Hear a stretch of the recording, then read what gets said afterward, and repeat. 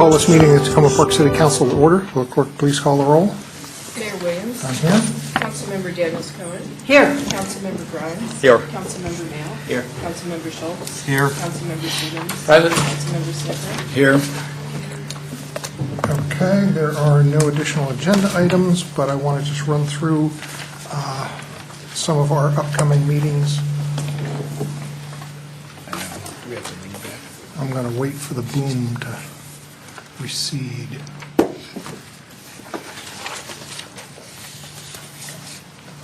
I'm hearing an echo. Maybe it's better? Yes. Still there, but not as bad.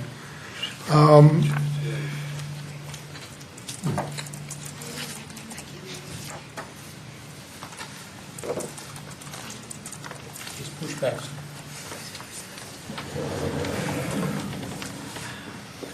Can you hear me now?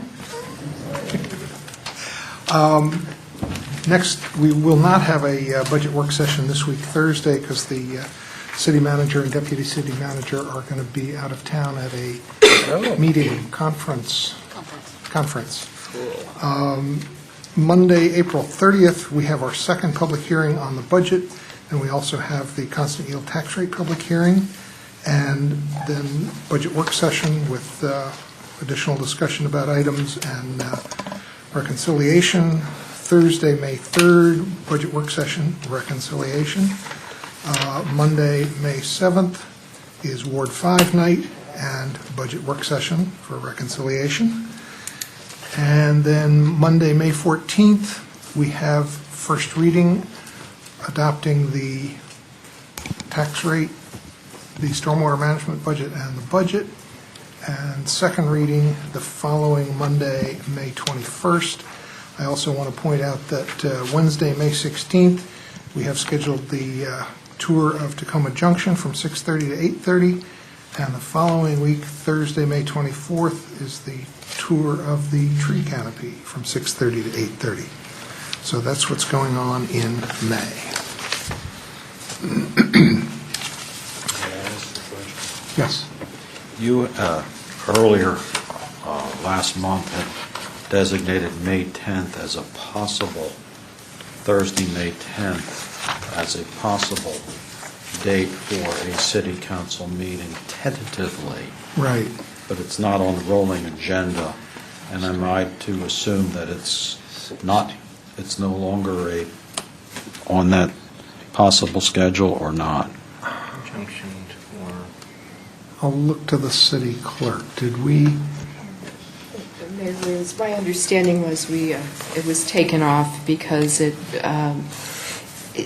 even if there were a work session, there wouldn't be time to turn around and prepare first reading budget ordinances for the Monday following that. I knew there was a reason, I just didn't remember what it was. So, no, there will not be a meeting on the 10th.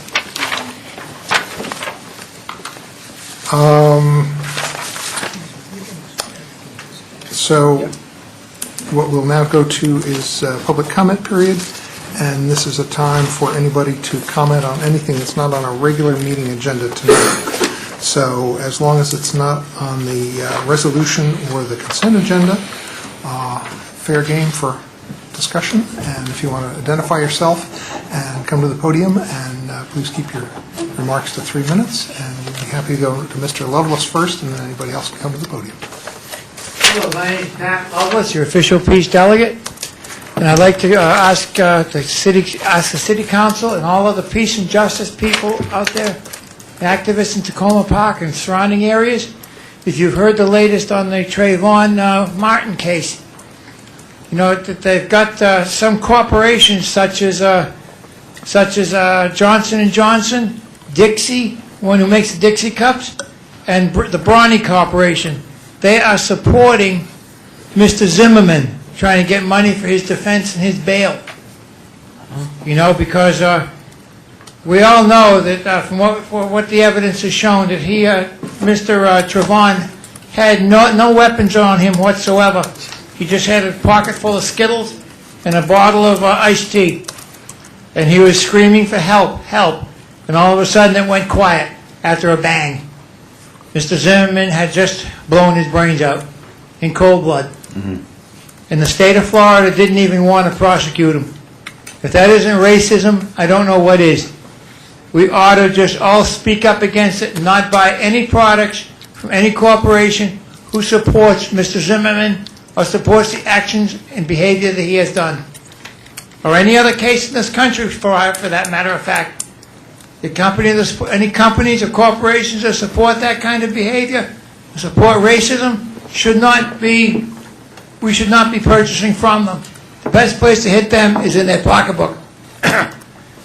Also, we could show our support for nonviolence by trying to pass the Fund Our Communities resolution. Get that on the agenda. It's a hell of a good way to speak out against the war. The war is only getting worse. You know, we got Syria going now. We're threatening Iran. And if there's ever a nuclear weapon used over there, we'll all be saying, I wish we had done something. I wish we had spoken up.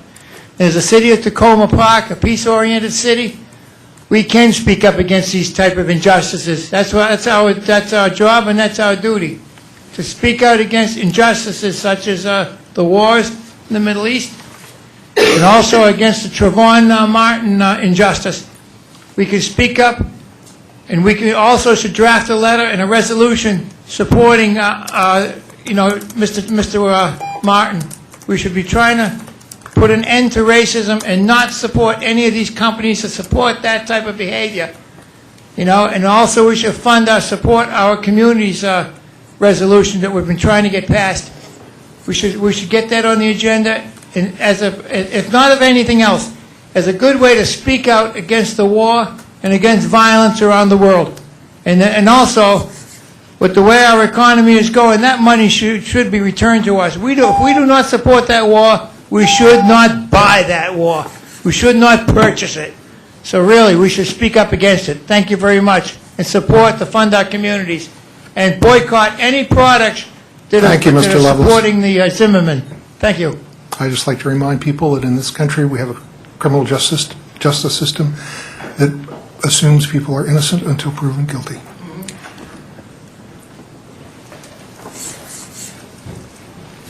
Hi, Kathy Brechtel, Woodland Avenue, and I'm here because I have almost 30 years of experience in my working life, working directly with pension funding and liability development and other benefit issues.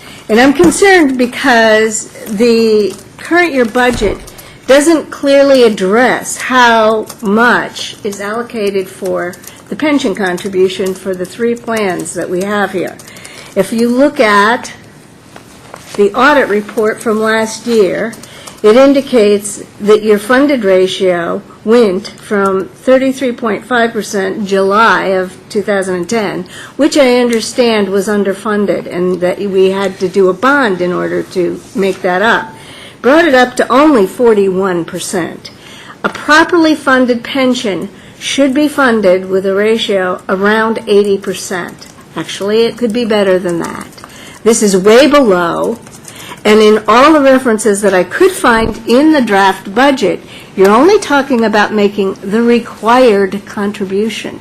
The required contribution is a minimum. It is not all you can make. If we ever hope to get it up to reasonably funded, you're going to have to allocate more than the required contribution. Those monies should also be illustrated more clearly. It's not clear to me where it falls in your budget planning at all. I've looked at all these different charts, and you have only one item throughout all the different departments, which is your fringe benefits. And that, I assume, also includes the health insurance and possibly other insurance, workman's comp, whatever else. Okay, so all of those should be broken out. My other problem is that because this is a multiple employer plan, you guys don't control any of the assumptions that are used. They're using an 8%, or the most recent one I could find, which is in the audit for 2011, was 8%. Now, 8% in my working experience was the high end of an interest assumption to use on your growth, your asset growth. That's under the best financial circumstances. I never saw 9. Okay, so I'm asking the council to please visit some of these, illustrate them more clearly in your budget, how you plan to pay for this, and how you plan to cover this responsibility to our employees. We've made a commitment to them, and it's not showing me that you're honoring it. Thank you. Thank you. Does the city manager want to mention anything in response? I assume then we're talking about the police pension plan. No, I'm talking about all of them. Well, the civilian employees in the city participate in the state retirement plan. Right, that's the multi-employer. That's correct, and I don't know, Mayor, how much detail you want me to get into this evening, or I can just talk to her offline, because it's obviously a complicated subject. Right, but if you want to just take a minute and just kind of... The bonding issue, ma'am, goes back to, actually began in the mid-1990s, and the mayor might be able to address this, but this is where the state recalculated the actuarial liability for the various employers that participated in the state plan. The city of Tacoma Park at that time was determined to have a certain actuarial liability, which it had chosen to amortize over 40 years. What I had recommended to the council several years ago was because of the interest rate that you mentioned, which is the investment rate assumed by the state retirement plan at that time, is that the payment the city was making was actually not doing anything to reduce the liability. So the reason for the bond was to basically deal with that actuarial liability at less cost to the city. The state retirement plan has since revised its assumed investment rate. I believe it's now at about 7.5%. I'd need to verify that. In regard to the police pension plan, it is a relatively young plan. It was started in 2001. The Police Pension Board, which consists of several city staff members, including myself, as well as residents appointed by the City Council, has discussed the funding issue extensively. And what we've been told is that the funding ratio, while admittedly low, is not unreasonable for a plan that's basically 10 years old. The Police Pension Board has had some discussions as recently as probably a month or so ago about the assumed investment rate for the plan, and it will be a subject of the Police Pension Board meeting in May, which is, the meeting has yet to be scheduled, but we've talked about meeting in May. May I comment? I'll leave that to you. Might be able to Very briefly. Briefly. If you want to come up to the microphone. In the audit report, it said the city adopted participation in the state employees' pension plan in 1998 or 9. We've had it for 14 years. Okay. So anything that the state did, I'm confused because this is in the audit report. I'm confused because the state wouldn't have given us a liability before that time. And benefit service only started when we adopted the plan, according to this document. So my question is, this funding ratio, which is on page 68 of the audit, refers to, okay, this piece does refer to the police employees plan. However, I can't find anything, there are other pieces in here that also refer to the regular plan that showed to be quite low. If I can have And if you it's and not the city manager clear, get if it's together on not this. clear, it really should be illustrated more clearly. You may That want ratio to, should you be may want to go valid. out, ma'am, to the city's website. The actuarial evaluation for the police Is pension on there plan now? is posted on the city's website. It has been. What about the other one? That would be on the state retirement systems. And can we have access to that? I believe it's posted on the state retirement system website. And we're a division of that? We are a governmental entity that participates in the state retirement system. And it goes back much further than I believe. We have an employee who's been here 40-some years, and she was a participant in the state pension plan long before the mid-1990s. Okay, well, then But this document is a little confusing. Yeah, if you'd like to give me a call, I'd be happy to I talk to you about it. I will. Thank you. Okay, thanks.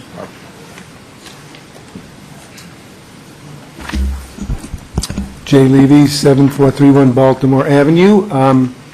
I've been a resident for more than 37 years, been very proud to see all the good activity that's come out of this council with regard to socially responsible actions, laws, resolutions. And I'd like to quote your own words back in 1983. This is from an ordinance that you passed. Citizens and representatives are urged to redirect resources previously used for nuclear weapons and nuclear power generation towards endeavors which promote and enhance life, such as human services, including child care, housing, schools, health care, emergency services, public transportation, energy conservation, public assistance, and jobs. And I think the council has a good opportunity now to reinforce its progressive stance by passing the bring the dollars home. I mean, we used to have to argue about bringing the troops home, which we still do, but we need to bring the dollars home. If the county council was unwilling to do it because they were cowed by Lockheed Martin, that's no excuse for Tacoma Park not to stand up for what's right. Thank you. Thank you. Jim Kuhn, Oswego Avenue. 3 weeks ago, I spoke with you in support of a draft resolution recently brought to you regarding the National Defense Authorization Act signed last year by President Obama. The detention provisions under NDAA authorize this and any future president to order the military to pick up and indefinitely imprison civilians captured anywhere in the world, far from any battlefield, not because they were convicted of a crime based on proof beyond a reasonable doubt, but in fact without criminal charges or court-martial trials based on suspicion alone, even where there is no armed conflict or threat to Americans. For the first time in American history, indefinite military detention without charge or trial is lawful. Suspicion of having committed a terror-related crime, gosh, only the worst of the worst could end up like that, right? Wrong. There is very, very credible evidence that the FBI and other law enforcement agencies have long engaged in racial, religious, and ethnic profiling. Without a doubt, they have also treated peace, environmental, and anti-tax activists as terrorists. For instance, under the Animal Enterprise Terrorism Act and the Material Support provisions of the Patriot Act. The NDAA, on top of already way overly broad federal laws, not to mention secret interpretations of those laws, give this and all future federal governments basically unchecked power to silence their critics, deny civilians the right to trial, and to make irrelevant the presumption of innocence. But now look, I'm a resident of Tacoma Park, and I'm sorry, not here, not in Tacoma Park, not in a city of refuge, which is on record and, as I quote, believing that there is no inherent conflict between national security and the preservation of liberty, and that government can protect public safety without impairing civil rights and civil liberties. And so I feel that one of the most important provisions of the resolution that I'm here to advocate for is this one. We expect all federal and state law enforcement officials acting within the city to work in accordance with local law and in cooperation with the Tacoma Park Police Department by allowing any detainees among Tacoma Park's residents or visitors access to a trial, counsel, and due process as provided by Article 3 of the Constitution of the United States. Now, this is a resolution whose passage would be in harmony with existing city ordinances, in keeping with your duties as public officials, and is an important local issue for a city so strongly on record in support of its residents' legal and ethical rights of due process and equal protection. So I urge you to please support this resolution. Thank you. Thanks.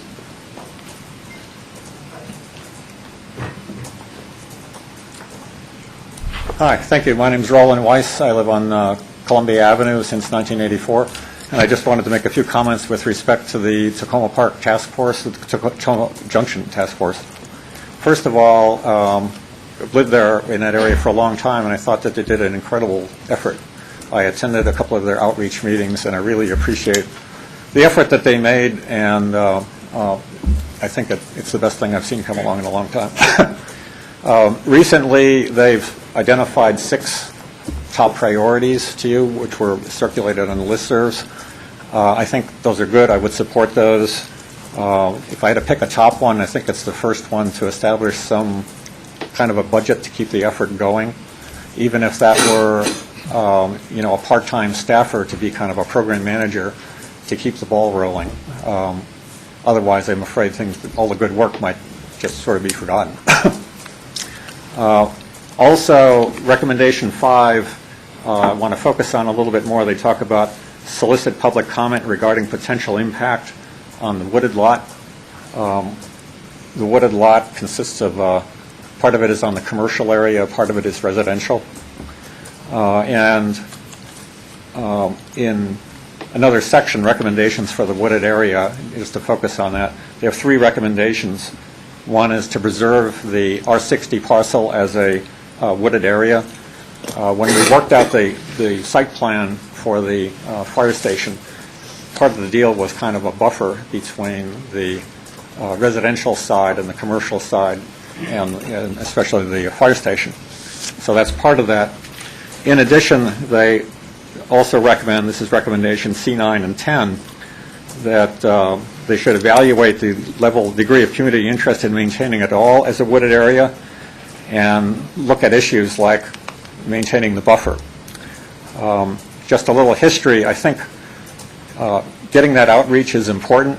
I've lived there for a long time. I've seen many developers come through there that didn't really involve the public, and those garnered a tremendous amount of opposition, particularly if there was any access from the Columbia side onto a parking deck, etc.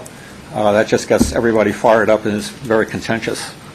And so they note elsewhere in the report that the vast majority of participants would favor its preservation. I think it might be possible to get some agreements, but I would encourage developers, like the co-op I noticed is developing some alternative plans, and one of the problems has been not getting early involvement in that process, where people get their positions developed and it's hard to change. Thank you. Thank you, and you provide an opportunity to say again, to remind people that Wednesday, May 16th, is the City Council tour of Tacoma Junction from 6:30 to 8:30.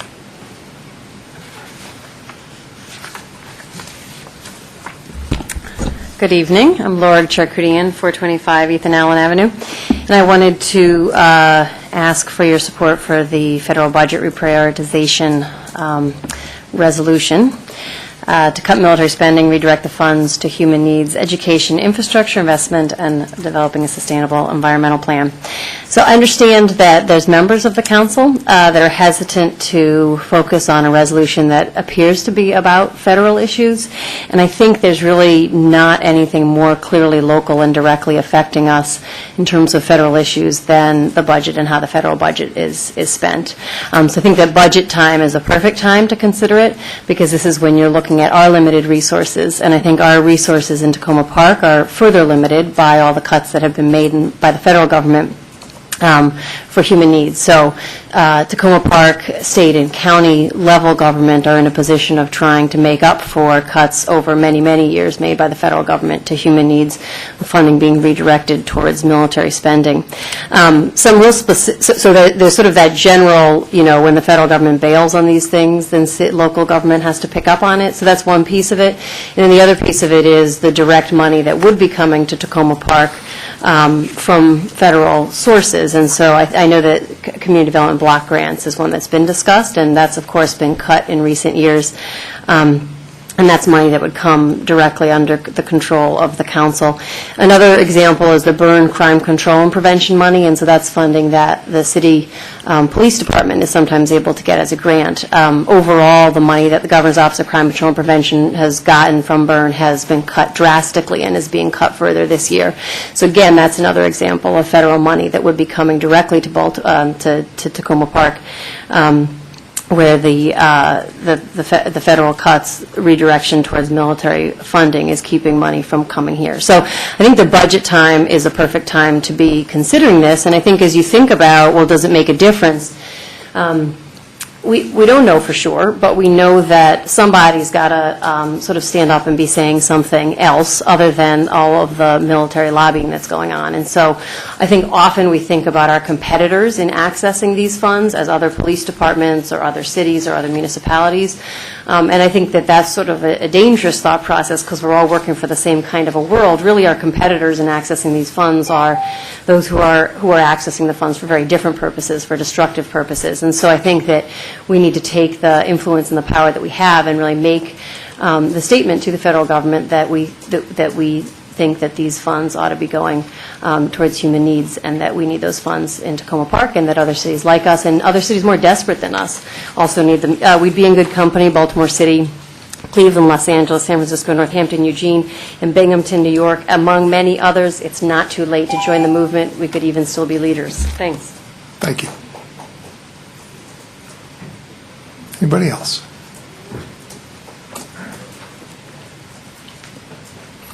Hi, Thomas Nephew, 7300 Birch Avenue, Tacoma Park. I wanted just to re-invite all of you to this Thursday's forum where we're having a couple of very excellent speakers about the NDAA, the indefinite detention provisions of the National Defense Authorization Act. There'll be Shahid Buttar of the Bill of Rights Defense Committee and Heather Hurlburt, who's actually from Tacoma Park and is with the National Security Network. I think it'll be really informative, and I hope all of you can make it. I know you're very busy, but I think it'd be worthwhile. I also wanted to let you know that the Maryland ACLU endorsed the resolution we're proposing last week. They asked for some changes in wording that clarify some of the concerns about NDA's effects on torture and on the interpretation of some laws that exist, the Posse Comitatus Act, and I can show you what those very minor changes were if you happen to be interested in that. I'm, of course, very grateful for the Maryland ACLU's advice and, of course, very encouraged by their support. That support reflects the county, state, and national ACLU's strong support for local resolutions like this as part of their national strategy that's actually shared with a number of other groups like the Bill of Rights Defense Committee and, in fact, a range of other organizations to pressure Congress to repeal this law. In addition to the Maryland ACLU, this resolution that we're proposing and hope that you'll consider and put on, and consider is endorsed by the South Asian Americans Leading Together. The lady who was here last week, Priya Murthy, spoke about why they're for it. The Bill of Rights Defense Committee again, and the Defending Dissent Foundation. So I brought with me the revised text, and I also finally wanted to share with you a list of 104 Tacoma Park residents who signed a petition asking for this resolution. And some added their names online, but most did so the good old-fashioned way, petitions at Farmers Market in front of Tacoma Metro. And so we're very pleased with that and hope you'll take notice of that, and we anticipate collecting more in the near future. So, Thomas, what was the date and time of your event? This Thursday, April 26th, 7:30. It's here. 7:30 p.m. at the Azalea Room. Okay. You're right. Thank you. Thank you. Thanks, and thanks for providing copies of the revised resolution and the petition.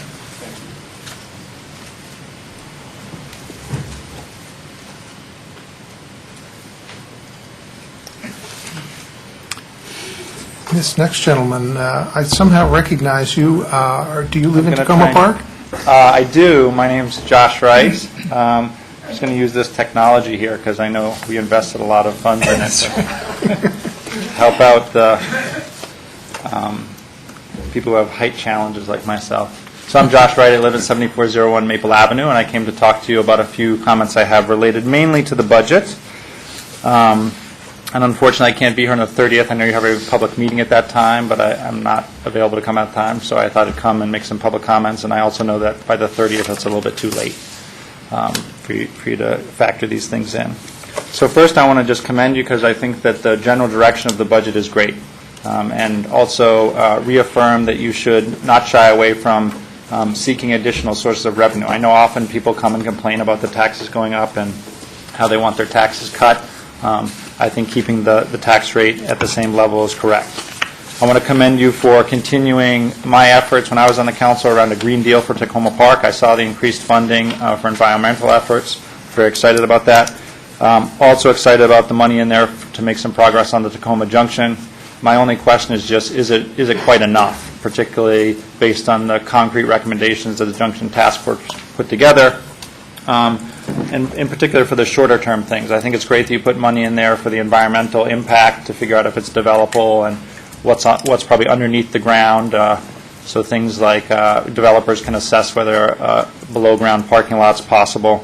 But I think there might be a little bit more money needed to carry out some of those shorter-term desires that the Junction had. The second thing I just wanted to touch on, for those of you who care a great deal about recreation, I know Kay and Terry, you're particularly interested in this topic. I'm a little concerned that there's not enough in the budget to carry out some of the recommendations that the last council made, and I think this council has also supported in two particular areas. One is the integrated service model, which allows people to both learn, teach, build skills, and get some employment. And then the second is a broader vision we have for engagement by all of the residents in Tacoma Park in an integrated way. So one of the things I said when I left office was that I would continue to work and be concerned about there being only one Tacoma Park, that we wouldn't have a divided Tacoma Park. And I think the place we've asked the staff to address that issue was within the recreation's purview and trying to bring people together more in collaborative activities. So I hope we can figure out a way to put some money in the budget around that. I leave it up to you exactly how to do that, but I know that if there's not money in the budget, things don't get done. And then two other issues really quickly. One is the pension issue. So I'm concerned about that also. I was concerned about it when I was on the council. I never fully understood the issue when I was on the council, to be candid, and I think many of you are probably in the same boat. So not to raise an issue and not volunteer. I would volunteer, and I'm sure this woman would as well, who was here speaking earlier, as well as former council member Robinson, to be on a very discrete task force with a mission of examining the pension issue, potentially writing something that's clear and concise for everyday public to understand, and to make sure that the council understands this issue. I know I'm going over my time, Mayor, but I hope you grant me a few more seconds just to touch on one last issue, which is unbudget related, and that has to do with local stands. That Tacoma Park is a place that's unique in that it takes stands on issues that are of national importance, but have an impact on residents, and says that we as a city are standing up for this issue. And I've heard that some council members are concerned that maybe it's not within their purview to address those issues, or it's not something that they want to focus on. And I'm just here to say, as one of your voting constituents, that I think it is very much something for you to focus on. That it doesn't take up a lot of our time. There's often emails about it taking up too much time, or we should be spending our time on city issues. When I was on the council, it took up less than 3% of our time to address some particular important issues. And I think it is part of your responsibility to stand up and make resolutions on those items. And that together, many cities, many states, together opposing some of these federal policies over time will have an impact. And to remain silent, basically then you can't complain when they come for you. Thanks very much, and good to have you back in the room. Anybody else? Okay, thank you all. We'll now move to council comments. Councilmember Grimes. Thank you. I have two things. First, I am introducing, along with Councilmember Daniels-Cohen, the third of a series of resolutions on the Tacoma Junction issue. This one, well, the first two, one of them addressed the sidewalk and streetscaping, the sidewalk in particular between the fire station and the edge of the city lot, which is abominable, and the council has been petitioned to improve it. And then also the sidewalk on Columbia Avenue across from where Mr. Weiss lives, which is some asphalt that is very uneven laid down and so on. The second addressed, I'm losing track. The second addressed the crosswalk, thank you, that residents and the Tacoma Junction Task Force have identified as a priority that would ease the walker, I'm no longer going to use the word pedestrian, which gives the wrong image, the walker safety issue in Tacoma Junction and issues that are related. This third resolution covers the city lot. In particular, it calls for a Phase 1 environmental assessment. I do recognize that the city manager has included a Phase 2 environmental assessment of the city-owned lot, which would involve borings. The Phase 1 assessment, as recommended by the Tacoma Junction Task Force, would be non-invasive, would be a paper assessment, photography, and so on. It does call for a Phase 2 assessment. It calls for 2 requests for proposals for interim community commercial use of the lot. It is envisioned here that there would be proposals potentially from local groups that could, note that word, include the Old Tacoma Business Association if they would care to submit, the TPSS Co-op potentially, and then another provision of this resolution calls for the city to develop its own proposals so that we could choose between city management and outside group management outsourced. So number 1 RFP would be for interim community commercial uses of the lot as described by the Tacoma Junction Task Force, and the second would call for planning of possible development of the parcel. Again, note the word possible. Then also, the last point is cleanup of the wooded portions of the city lot, which has a lot of trash in there. The undergrowth is overgrown, and so on. Okay, and next issue. At the suggestion of the city attorney, I'm bringing to the council a concern that I raised with, well, first the mayor, and then I also ran it by Councilmember Siemens. The city charter says that the city shall have a city attorney, and it says that the city attorney shall be a member of the bar. Only individuals are members of the bar. Firms are not. Yet the city has a contract with the Silber and Perlman law firm, and I'll digress here. This is not a question of performance. It's a question of the charter and contracts. The city has a contract with the Silber and Perlman law firm that says that the law firm is the city attorney.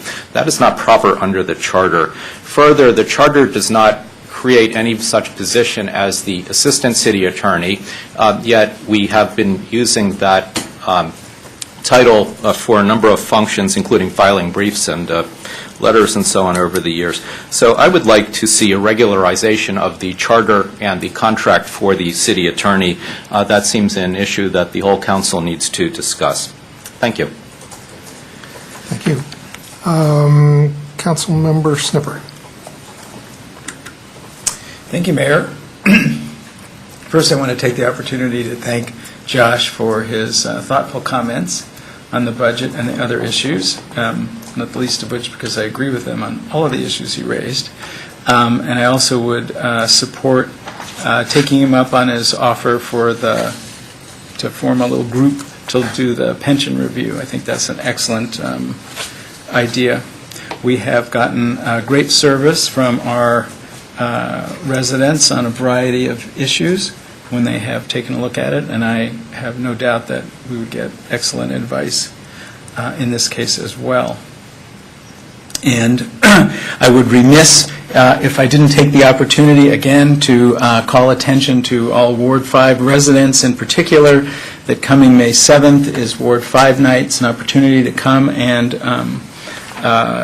talk to the council about your concerns. It's an opportunity for you to meet with individual council members at 7 o'clock. Give them your view on anything and everything. And we'll be talking about it more on the neighborhood listservs about it. And that's it. Thank you. Councilmember Daniels-Cohen. Thank you, Mayor. My comments aren't nearly as involved and deep as Councilmember Grimes, but we're going with them anyhow. I want to thank everybody who came tonight and actually spoke during citizens' comments. That was pretty exciting. It was a multitude of different topics, and I really appreciate seeing this many citizens here, and maybe next week we'll have twice as many. Just a couple of quick announcements. The Azalea Awards are this Saturday, April 28th, and everyone in the city is invited to attend the ceremony for the nominees. It's from 6:30 to 8:30. It's right here in this room, and it is co-sponsored by the Tacoma Foundation and the Tacoma Voice, and it is actually worth every minute of your time to hear about all the people that were nominated and those that won the awards. It's a very, very exciting award to win if you're a citizen of the city of Tacoma Park. Now, the other thing is, sign up now for Tacoma Park Safe Routes to School 5K Challenge to be held on May 6th. That is like 2 weeks from yesterday. Here's the link for more information and how to register. It's www.tkpk5k.com. Word has it that Councilmember Mayall's whole family will be there trying to cross the finish line before me. It's going to be worth just seeing that happen, because it's just not going to happen. Not going to happen. Ward 3 is going to be ahead of everyone. As I announced via email, I was at the co-op yesterday from 11 a.m. until noon to see anybody who wanted to chat about anything Tacoma Park, and especially the budget. Here's what I discovered. The temperature dropped about 10 degrees in that 1 hour in a soft rain and on a windy day. There were about 77 people who actually went into the co-op between 11 a.m. and 12 noon yesterday, and during that hour, several of them had comments for me. I actually got other comments on Saturday at the other Tacoma Park functions that I attended. I will do it again. This time I'll have a name tag and some signage. It was a great way to meet people and get down among the grassroots. I'm not going to stop doing that. I'll do it maybe every other week, sometimes at the co-op, sometimes at the farmer's market. But I'm out there to meet anybody who wants to talk about anything Tacoma Park, and I'll hopefully be able to bring it back. I have also successfully completed my first veggie day.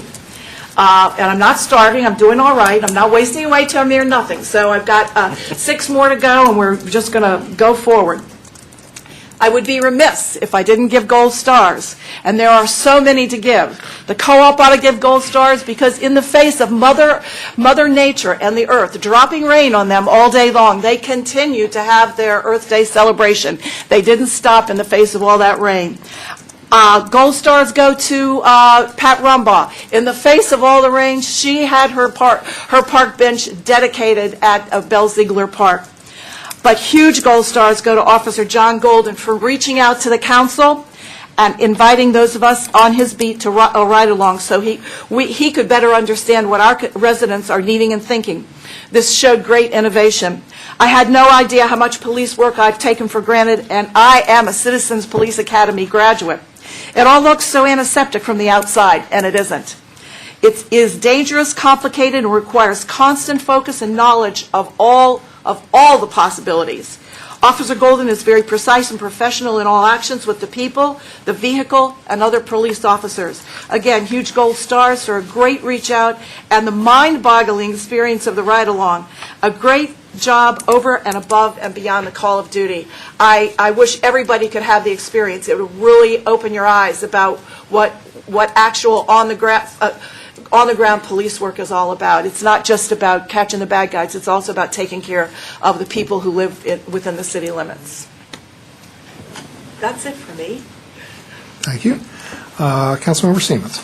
Thank you, Mayor. And actually, Kay, I believe it is possible for everyone to do a ride-along. All they have to do is go down to the police department and sign up. There are some rules. They have to be adults, but they sign up and then get assigned for a ride-along and can see what the police officers do. Well, it's good to know. I did not know that. Thank you. So, They have to be sober, too? Okay. Kay, you also mentioned, I wanted to remind my colleagues that it is Veg Week. Today's the first day, and I know that a number of us took the pledge. And I want to say that today is the absolute first day of my life I woke up and had a breakfast of sweet potatoes. And it was good. I had some fruit bowl with it, too, so it was good. And you'll notice that not only have I given up meats and fish and poultry, but I also gave up the big gulps. So I'm now got a bunch of fruit all blended together. And so we're going to make it a true vegetarian week. That's all. Thank you. Councilmember Schultz.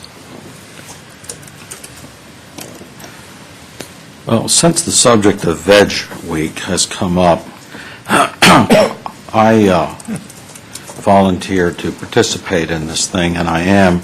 And when I got home, I thought my wife would be really happy about the idea that I was doing this, and she loves to eat salads, and so do I, but I'm a big meat eater myself.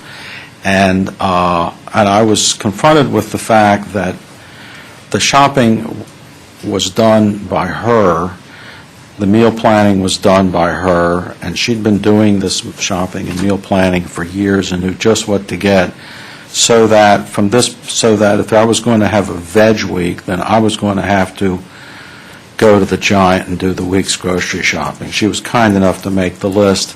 It took me about half the day finding my way around the store, which is much too big. And But that's its name. Giant. Yeah, you're really right. It's not called Dwarf. And I came back with a price tag of $159, and my wife pretty much stood there with her jaw open, saying, "How can I possibly spend so much on Veg Week?" I don't know. On a different note, a couple items. I wanted to respond to our friend Josh Wright's comments, his last point about issues that the city that should take, national issues that the city should take heed of and pass and think about passing resolutions on. My being up here, one of the things that concerns me is that as a citizen, it's easy for us to sign a petition and say, this is something that we ought to do. When somebody comes to the door or asks us, and it takes you a minute or two to think about it or not, and you just go ahead and sign the petition. But when you're on the dais up here, I realize that I'm not signing or taking actions for myself. I'm doing it on behalf of the people in Ward 6. And when we get a number of these kind of proposals, it's my job to try to understand what the issues are, even if my knee-jerk response is, well, this sounds like a terrific thing that we ought to be doing. And so for me, then, it becomes a question of trying to get educated on what it's about, what the larger context is about, and what would the city council's actions in passing a resolution actually mean in terms of its effect on the cause. Because if it's not going to have any effect on the cause, then we shouldn't have any business processing resolutions, even if they take up a minute amount of time. The thing is that while it may take up a small amount of the city council time, at least for me, speaking only for myself, trying to understand what some of these causes and issues are takes time. And I would like to be able to do that. Unfortunately, I don't have a lot of time right here in the middle of budget season and all the other things that are on the plate as a city council member. So it is the task of the people who come before us, obviously, not only to educate citizens, but to try to help us who sit up here on the dais understand why the city of Tacoma Park ought to do something, pass a resolution, and what its impact will be. And it's not I don't think anybody should come to the podium here and just expect that because it's a progressive or a liberal idea that we should just automatically assume that this is something that the city council is going to leap to do. So that's why I'm hesitant just to go forth and say, sure, let's just pass a resolution or write a letter.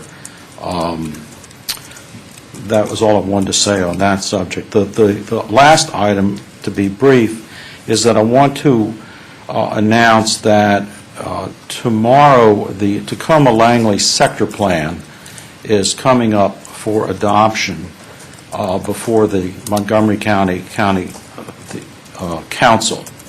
And this will be agenda item 4 at the County Council's regular weekly meeting tomorrow morning.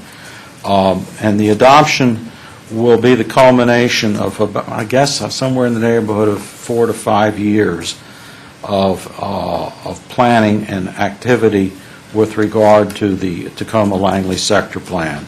I don't know how long it's been, but I know it started long before I even got on the city council. And this brings to fruition a very important document. Understand that essentially what the sector plan is an amendment to the county's master plan for this particular area of Tacoma Park. Basically, it has a 20-year time horizon as it lays out what the future of that area should be. So it's a very significant document, and it will be adopted tomorrow by the county council. The city staff has labored over this for years. Some of the staff members who worked on it aren't here any longer, and they deserve a great deal of praise for all their really hard, diligent work on it for so many years to get it to where it is. It's something that I, representing Ward 6, am very much supportive of. I think it reflects what needs to happen. Mayor Williams and I have been working on it together, paying particular attention on it for the last period of months as it's gone through numerous iterations. So that's going to happen tomorrow, and I will be so grateful that this thing has finally been put to bed and that we can move on to the actual implementation stage, which will take who knows how many years to see it come to fruition. Thank you. And I'll say ditto to your feelings on the sector plan and the work that's gone into it and the length of time, and it's nice to finally see that process get to move on to the next stage in all of that. And so Councilmember Schultz and I will be there tomorrow morning to make sure that the county council passes it. I'll also just add to Councilmember Schultz's comments on the various potential resolutions. I think the other piece that you didn't quite get to was that what's helpful in that education is having so many residents come before us, providing the information that makes it easier for us to understand the implications and the possibilities for why we should do something like that. So I do want to let people know that the council is going to decide what it is that we want to do, resolutions or letters or whatever. A number of initiatives have come forward recently, and we will be coming to some kind of conclusion on those very soon. Also, I wanted to add my comments to the remarks that others have made on the Playful Bench dedication yesterday. Councilmember Siemens and I were among the small number of people who showed up in the rain for that bench dedication. I went thinking, gee, is this really going to take place?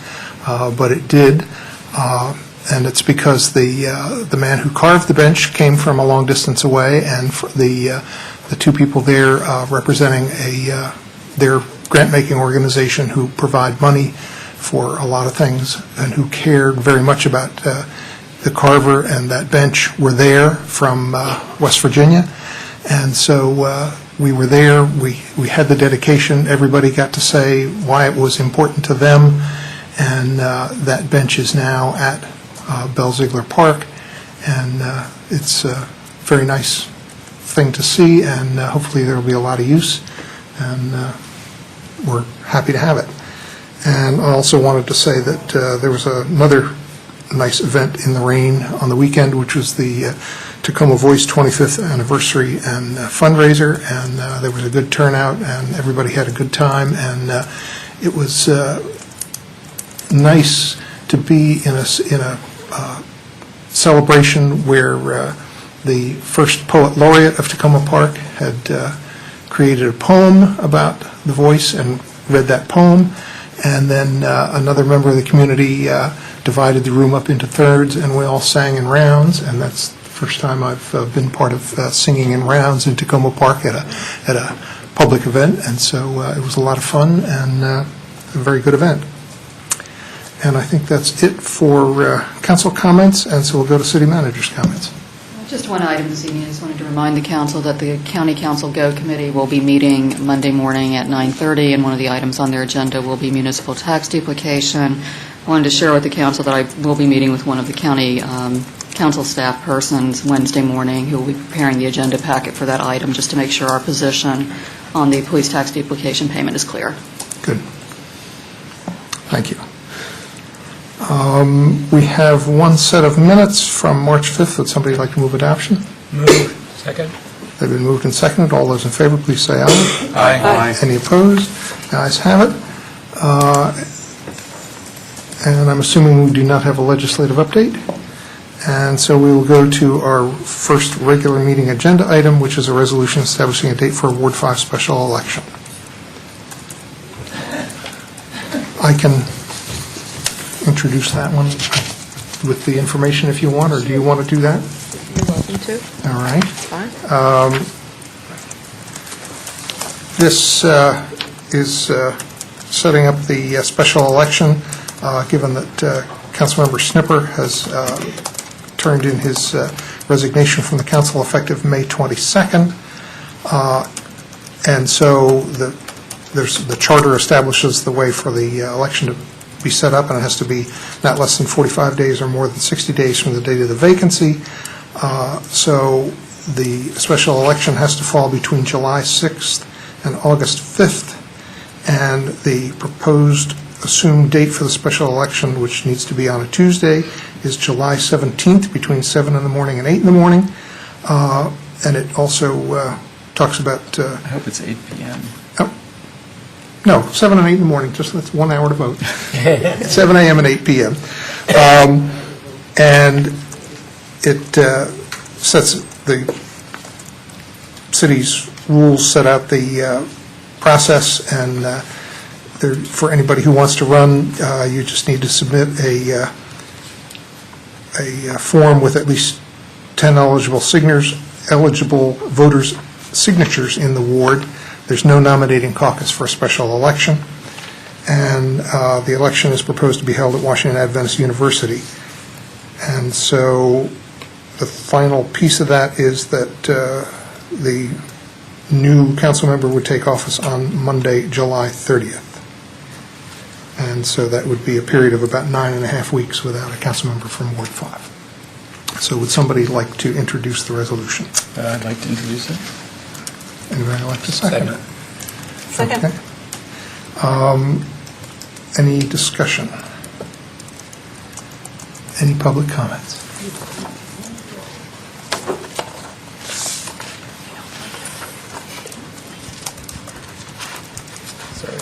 Yes, I'd like, this is Mr. Lovelace, Peace Delegate, Pat Lovelace. I'd like to tell everybody I'm going to miss you, Councilman Reuben Snipper. I've enjoyed hearing you at the meetings. And Thank you very much. I've enjoyed seeing you after the meetings and everything. You've shown to be a wonderful councilman and a wonderful friend. And I hope that the voters of Ward 5 choose someone just as good as you are. I'm sure the voters will be conscientious on this, but I hope you have a good time in Rome with your wife and everything. And yes, you are definitely going to be sorely missed. You have done a good service for Tacoma Park. Thank you very much. Thank you, Pat. You probably can't see that I'm blushing. Okay, don't be embarrassed. Any other comments? Okay, seeing none. All those in favor of the resolution, please say aye. Aye. Any opposed? Okay, that passes. We'll move to the consent agenda. Let me just point out that there's a revised version of the resolution providing for an appointment to the Recreation Committee. The expiration date of one appointment was incorrect. That has been correct. We have two items on there, that resolution appointing members to the Recreation Committee and a single reading ordinance authorizing purchase of a replacement police vehicle. Would somebody like to move the consent agenda? Move. Second. Okay, and since there's a single reading ordinance in there, we need a roll call vote. Would the clerk please call the roll? Mayor Williams. Aye. Councilmember Daniels Cohen. Yes. Councilmember Grimes. Aye. Councilmember Mail. Aye. Councilmember Schultz. Aye. Councilmember Siemens. Aye. Councilmember Snipper. Aye. Okay, that passes unanimously. We will now move to our first budget work session item, and that is the Housing and Community Development budget.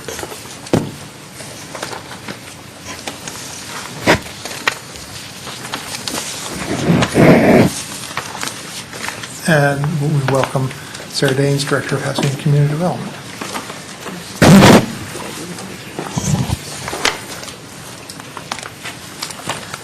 Good evening.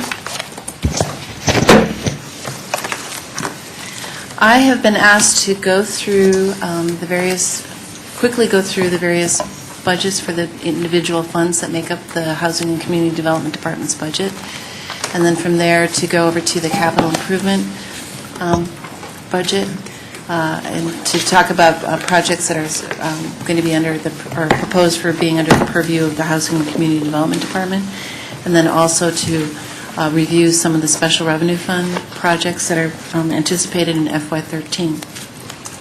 So with that, the Housing and Community Development Department is, as noted in the budget book, made up of 6 different divisions with a total overall budget of $1.344 million. This is basically an increase of,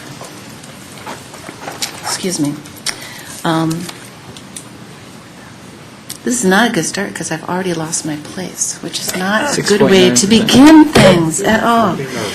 Yes. 6.9, thank you. As with many of the funds within our department, a majority of the dollars are set aside for personnel costs. We do have within particularly the Code Enforcement Division and the or the Community Development Department a fair amount of money budgeted or set aside for contract for services. And I'll explain what those are when we get to that.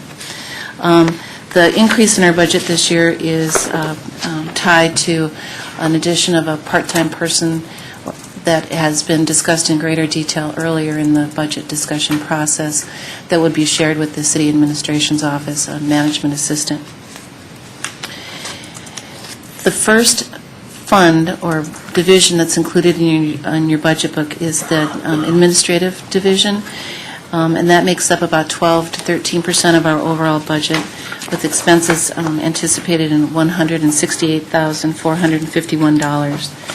This is where you're going to see the biggest increase, roughly 25%, and again, that's tied to the addition of the part-time management assistant person. I've added them in this fund, recognizing that they'll be, if the position is funded, that individual would be providing staff support for each of the divisions within the department.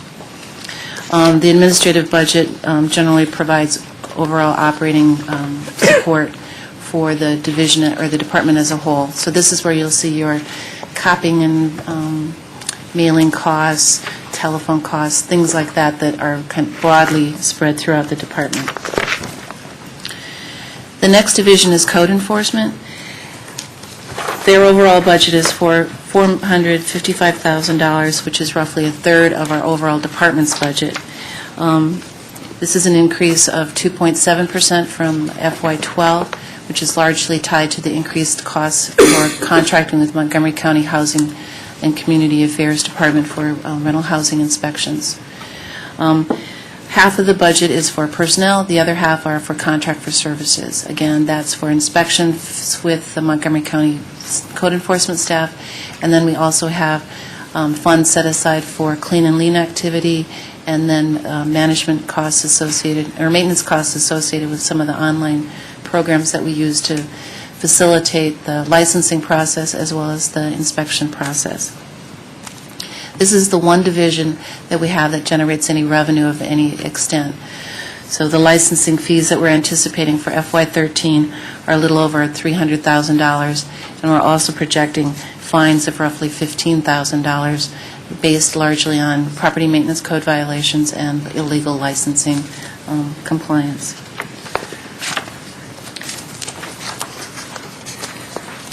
The next fund is landlord-tenant, and this focuses primarily on the mediation of disputes between landlords and tenants. It also does some tenant outreach, and we do some programming, offering a variety of workshops and seminars for both landlords and tenants. The overall budget for this particular division is $122,000, which is roughly 9% of our overall budget. We're not anticipating any increase in programming, so we're basically maintaining current programming. This is one of the divisions we have where a majority of the costs, 97%, are tied to personnel.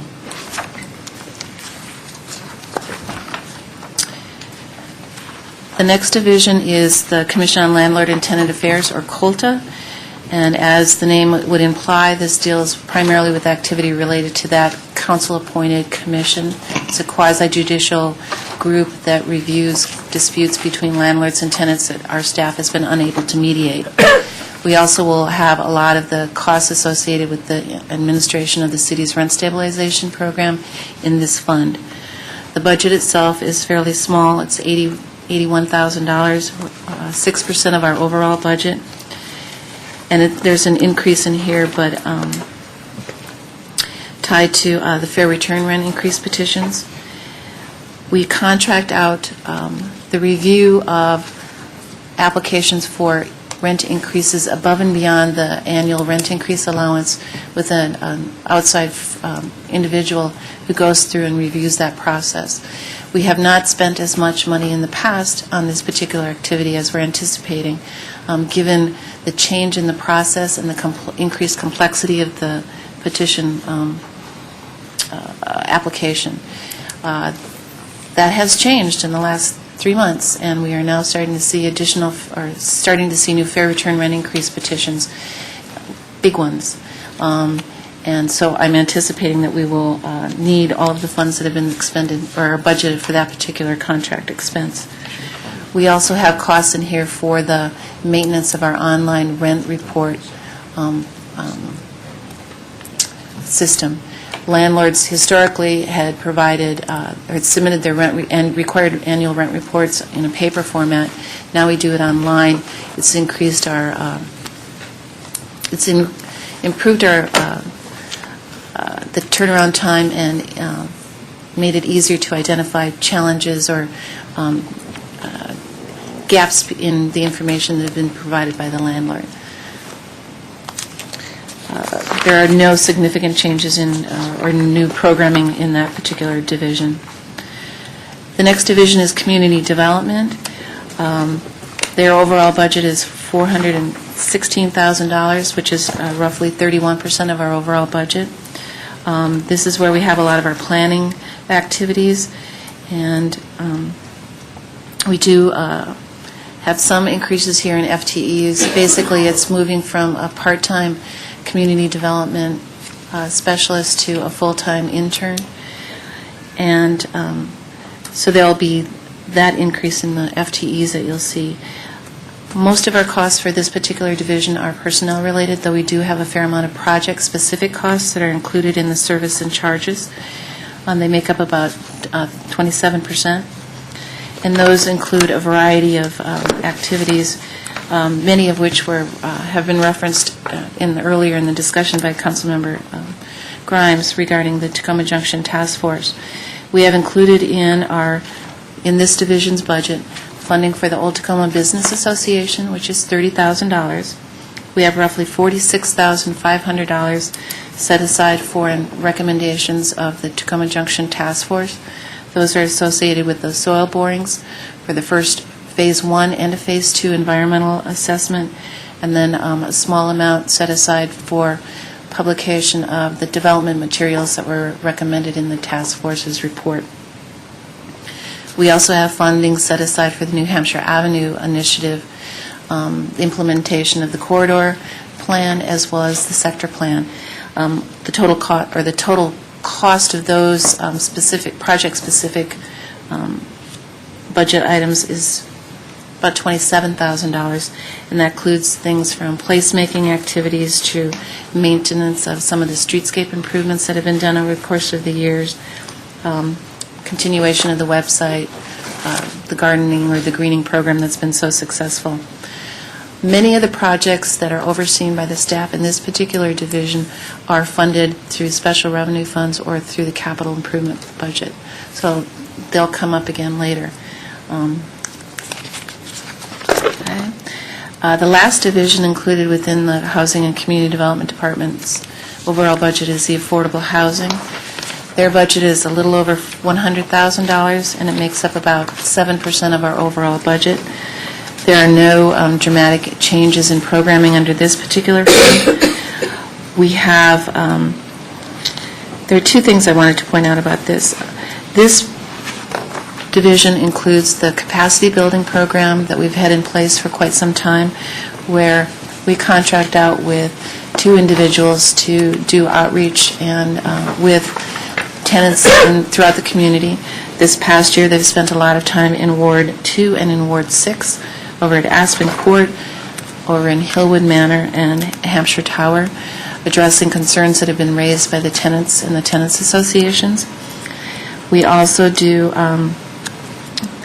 the housing fair through this program as well. But there are not a lot of changes in programming on this, in this particular division either. So you want me to just keep going? Okay, I'll keep going. Capital improvement program.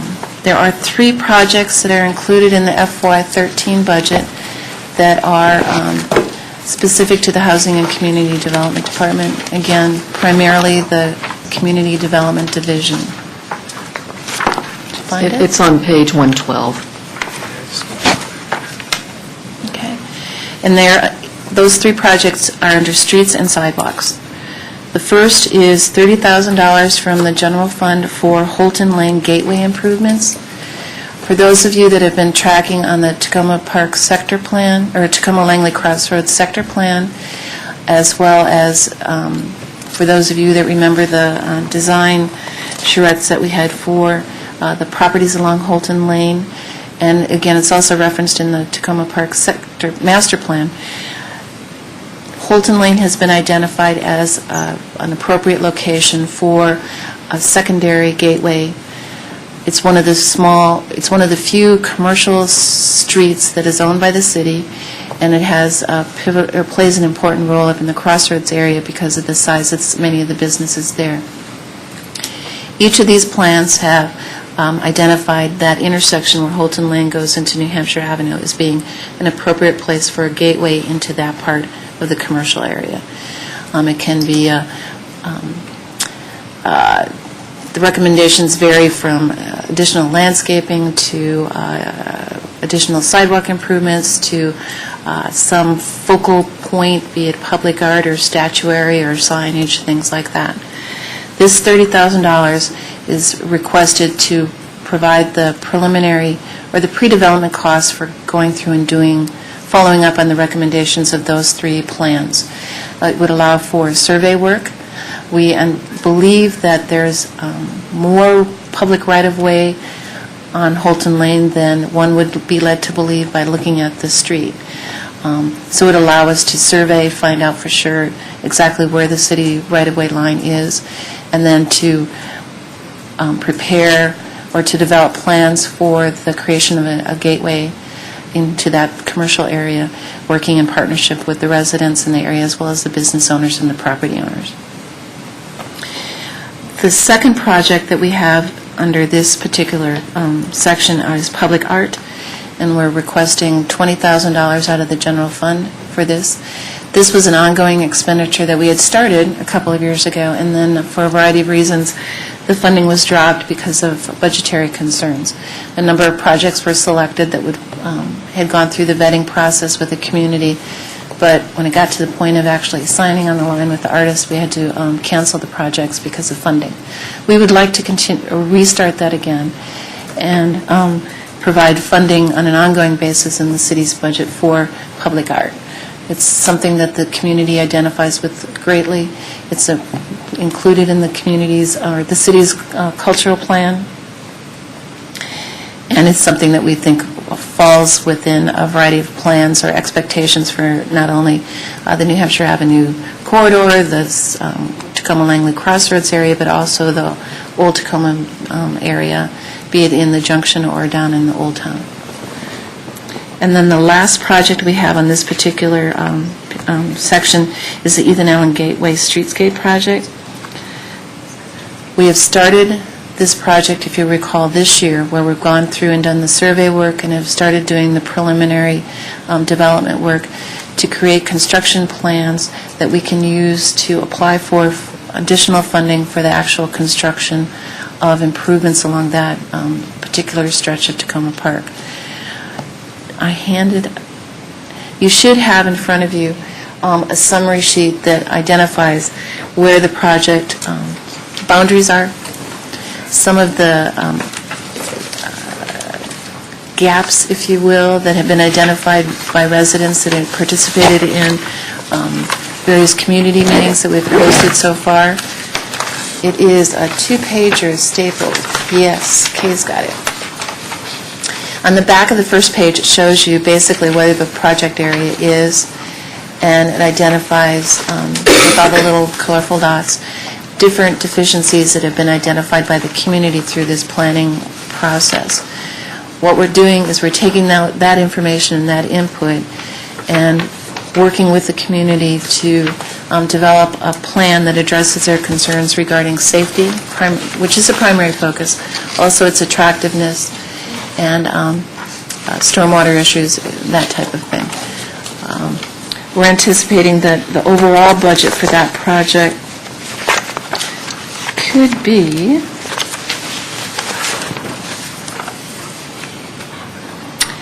construction costs would be about $860,000.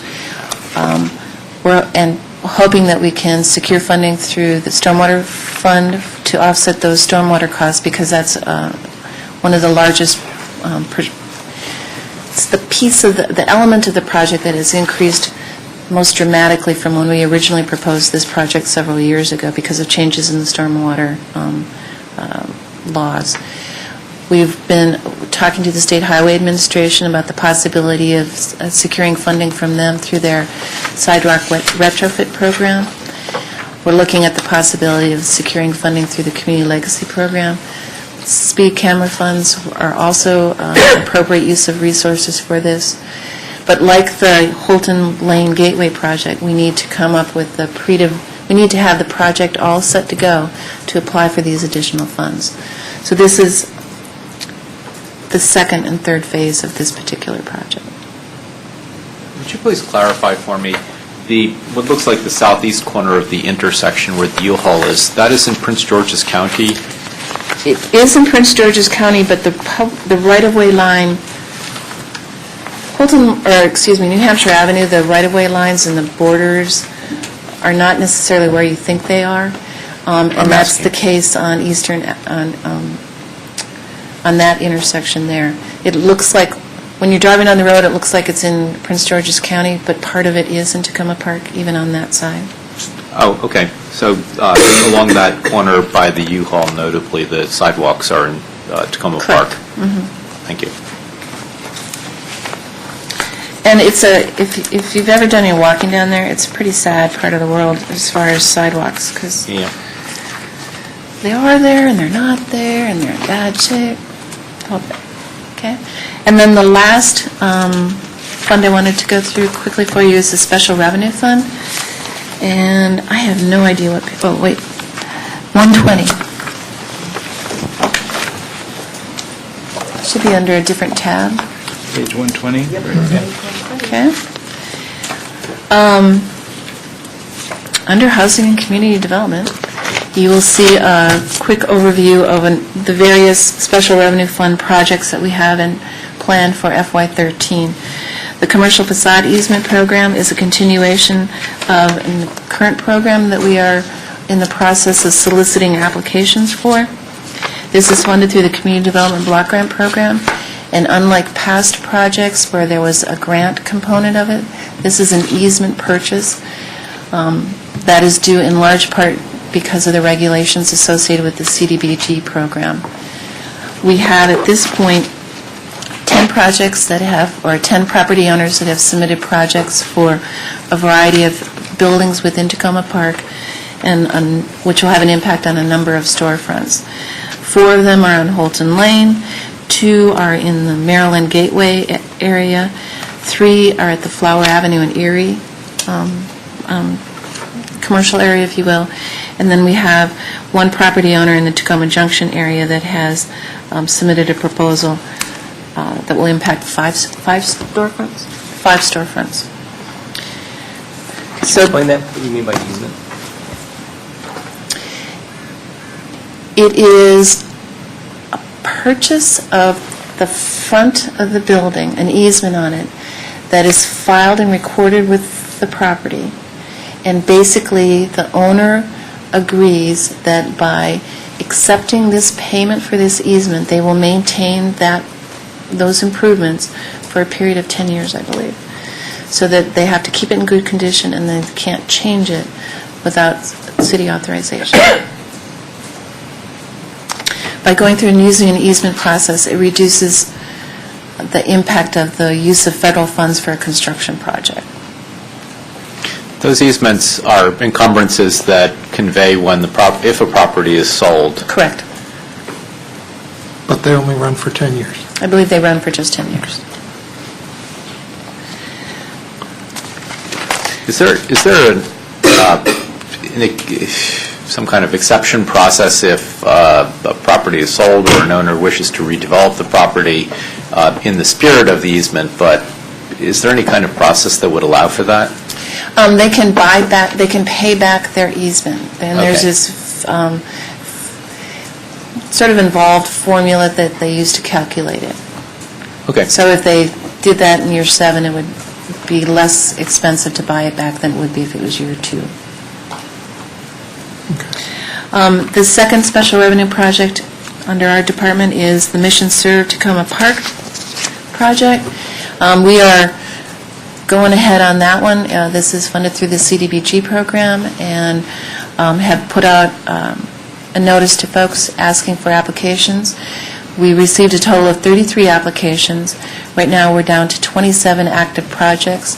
The people that dropped out, if you will, refused to either report their income, which is a requirement of the program, or have decided to move. So we're down to 27, and we are in, and for those of you that are interested, in Ward 1, we have 6 applications. Ward 2, there are 11. Ward 3, there are 5. Ward 4, there is 1. Ward 5, there is 1. And Ward 6, there are 3. Linda Walker's taking the lead on this, working in partnership with Margie Saccone in the Code Enforcement Division. And we're working our way through the process to ensure that the interests of the property owners are protected, as well as that we maintain, or that the folks that are organizing the project maintain in compliance with the federal regulations, particularly as far as lead abatement is concerned. As you know, Tacoma Park has a lot of old houses, and most of these are, the primary focus is on exterior code violations. Do you, or is this program coordinated in any way with Building Together Montgomery County?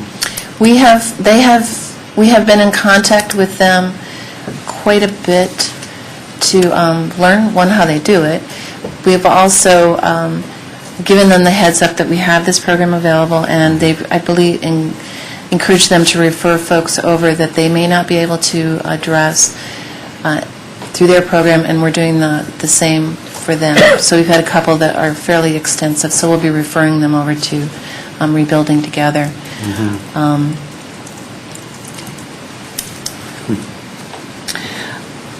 Also on the page is the Tacoma Park Presbyterian Church, which is the food safety class. If you recall, this project was originally approved for funding through the Block Grant Program in an amount of $4,000. Because of cuts at the federal level, it's dropped down to $2,700, which will have an impact. We'll get roughly 6 people. We'll be able to subsidize the courses for 6 people. MHP Homework Club, it's an after-school enrichment program for the residents at 7610 Maple, as well as the Edinburgh House, I believe. Gilroy Highlands. Their original award was $8,000. That has been dropped down, again, due to budget cuts, to $5,500. Community Bridges, which is an after-school program targeted to at-risk girls over at the middle school, has been reduced from 6,000 down to 4,100, which will have an impact on 4 students. And then the YMCA Youth Group Therapy was dropped down from 7,000 to 4,800, and that's focused on boys of a similar age at the middle school. They're at risk of detention or suspension. And then on the next page is our last project, and that's the Safe Routes to School program.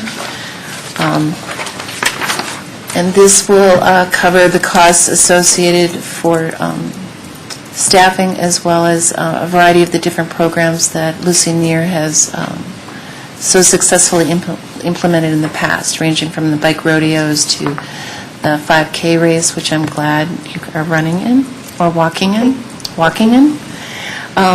as well as a variety of other pedestrian safety and other educational programs targeted to school-age kids and their families in terms of getting them to walk and to ride their bikes. I think that's everything. Yes, thank you. Councilmember Siemens. Thank you, Mayor. And thank you, Ms. Daines, for the presentation. I want to also compliment you on your department this year. I think seen improvements along the way, and I definitely appreciate the work you've done in the community development area with the New Hampshire Avenue corridor and some of the other work that you've done, your department's done. Thank you. I'll pass that on. Actually, the only area where I've gotten strong feedback, and by the way, I also wanted to highlight the work with the tenants and representing tenant rights. I've seen some improvement there, at least based on the anecdotal feedback that I get. So I appreciate that. But the one area where I get a lot of, I hear a lot of concern, and not just in my ward, but throughout the city, is in the residential code enforcement.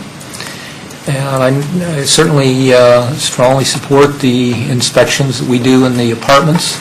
And I think the code enforcement in the commercial areas, on the commercial properties, is improving, and I think there's still a strong need for that with the commercial properties.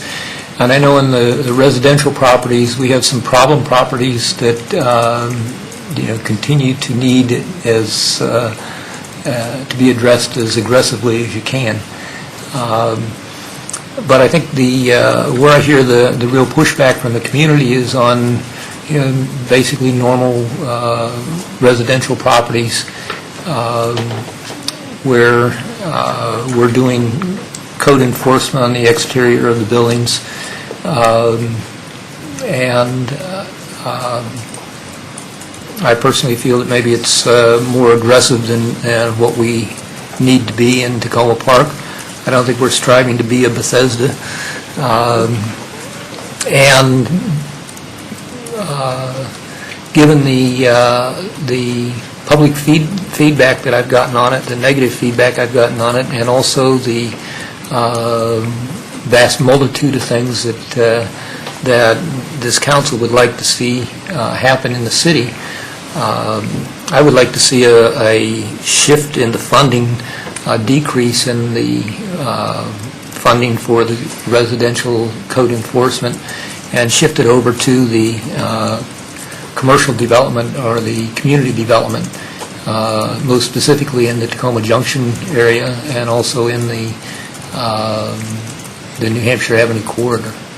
And obviously, that's not a question. That's Just as a piece of information, code enforcement, code enforcement has been spending a lot of time in Ward 6, and they're wrapping that up as far as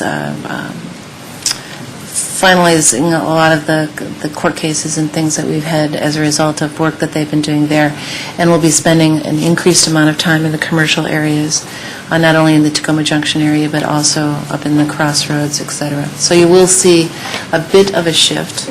They will not stop doing residential inspections, but they will be doing placing an increased emphasis on commercial activity.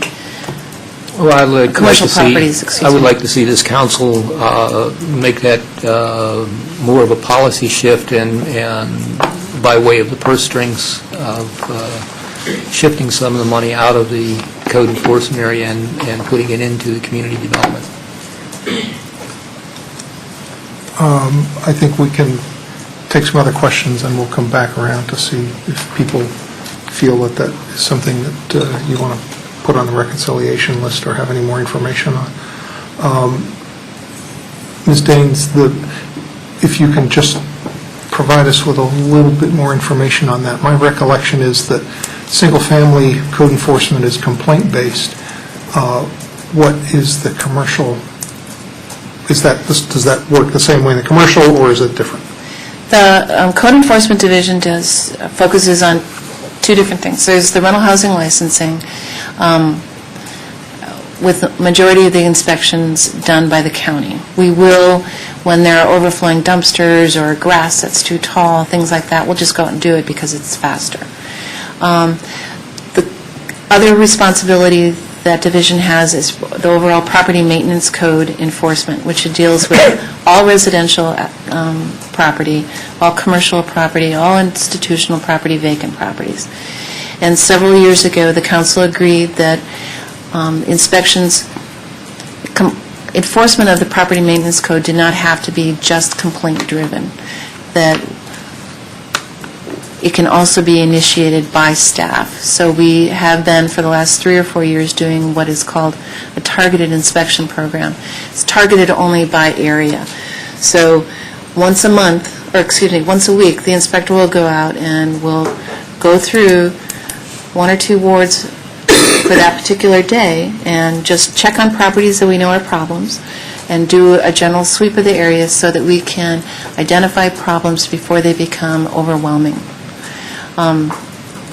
Doesn't mean we get all of them or not get them all, but it doesn't mean we identify all of them, but it does improve the turnaround time for property owners as far as addressing concerns. Many of the, here, if you go to the code enforcement on page 91, you can get a sense of their activity as far as inspections that are complaint filed as well or versus those that are initiated by staff. If you look under the property maintenance code enforcement, under the performance workload measures. Give us a second to get there. Okay. Again, that's page 91. Yeah.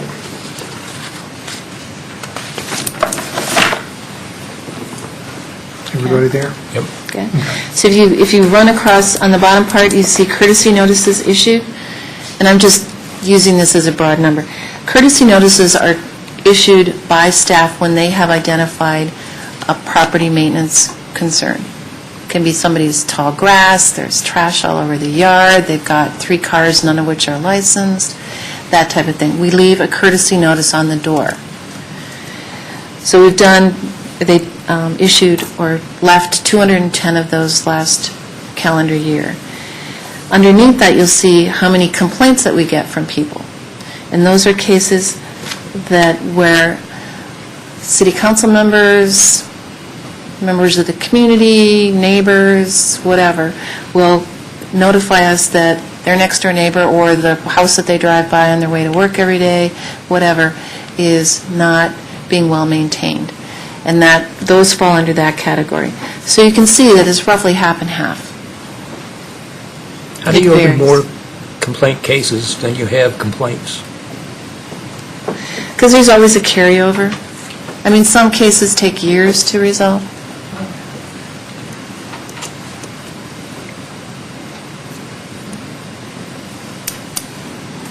Okay. Thank you. Actually, you're right. I pointed the wrong one.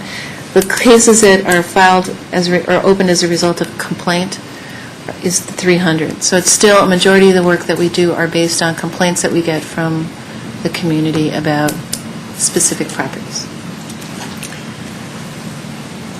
Well, I guess that would be a alternative proposal is to go back to the complaint-based, not have the housing police driving the neighborhood. One of the things you need to keep in mind with code enforcement, no matter what you do, somebody's not going to be happy. I mean, it's just a fact of life. Right, because if you eliminate the drive-by, then people are upset that those didn't get worked on. You didn't know this was going on, and it's been going on for years, kind of a thing. The other thing that we have learned over the years with code enforcement is that we really try very hard to work with the property owner to get the case or the matter resolved, because frankly, a lot of them are very small. But at some point in time, it is a black and white issue. You either have done it or you haven't done it, and we will proceed to the next level. I think it gets back Notice to of the type violation or of court. community we want to have and how intrusive we want the government to be. Comments on this point, at this point? Councilmember Snipper. Yeah, on this one, I heard from a number of residents that they're concerned about how the enforcement works, as you just were outlining it. That is, they have a different view. And it's my observation that it doesn't quite work as you outlined it. And it may be a perception problem, but the way it looks to me and a number of residents is that there's much more of a focus on being punitive than being collaborative. And my observation is the following. It's partly a culture of code enforcement and partly a misunderstanding on the part of residents. And I'll give you 2 examples. It appears to me that code enforcement goes out and they put a notice so there's first the courtesy notice, and then there's the second one. Okay. So the misperception on the part of the residents are that I have plenty of time to address this, and they'll all understand that I'm doing the work myself and I only have weekends to do it or whatever. In fact, that's not the way code enforcement views it, in my observation. In my observation, the way code enforcement views it is the courtesy notice means that the resident should call and be proactive at getting code enforcement to come out and work with it. And those residents who follow that model, that is, who call after the courtesy notice, get treated very cooperatively. Arrangements are made for the timing of when stuff happens and so on. If, on the other hand, the resident waits until the second notice, then it's quite different. And there, the residents are treated as if this is, has to be done in 30 days, we'll see you in court kind of attitude. And I think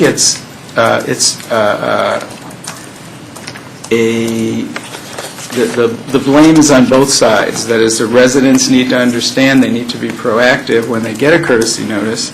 And on the flip side, it would be helpful if code enforcement remembered that not everybody, understands that the process works better if they respond to the courtesy notice instead of waiting until the actual violation notice. And then, those are just my summary of what I've heard from quite a number of residents in Ward 5 who've had both positive, as I outlined in one case, in one kind of case, and negative as I outlined in the other kinds of case.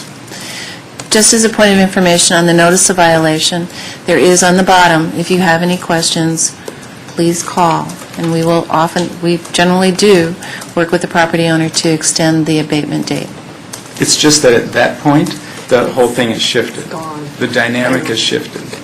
Because then it's like when the police officer gives you a warning versus he gives you a ticket. Once he's given you the ticket, it's a ticket. Whereas once he's given a warning, then you can talk about it.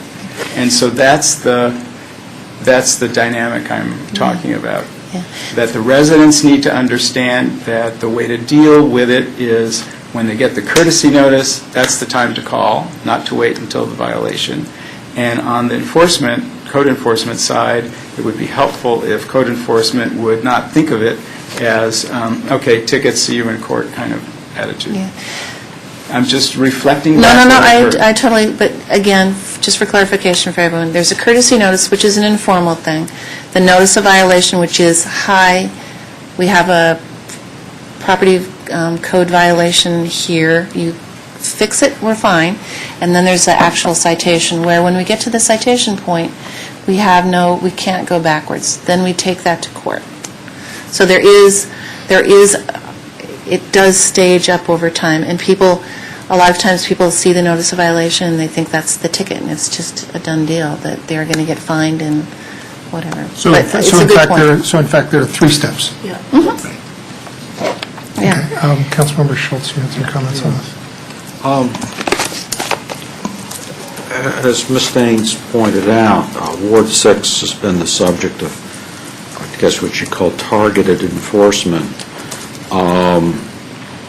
And I just would say that I'm very grateful for the very systematic way in which code enforcement has worked in our ward, because there have been an enormous number of violations that have been cleaned up in the past year. And not to say that the ward looks pristine by any stretch of the imagination.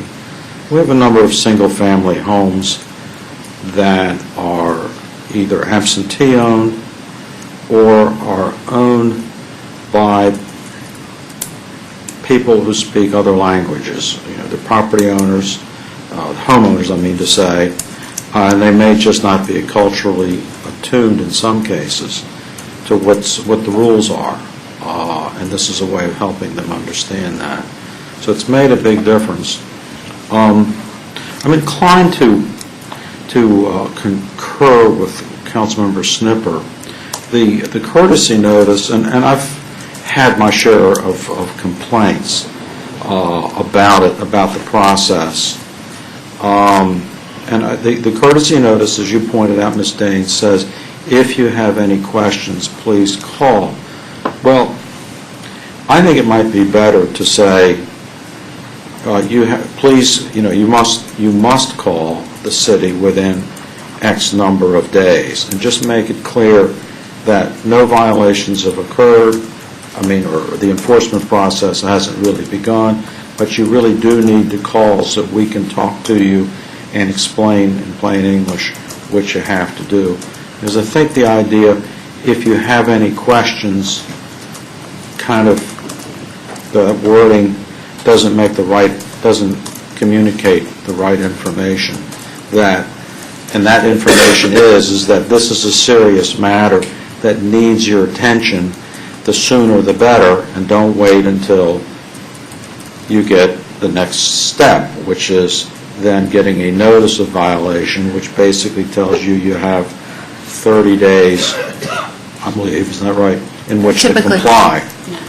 That's a different step. And that's the second step. And obviously, if you don't comply then the third stage comes in, where you get a letter from the city attorney's office saying that it's been scheduled for a court date.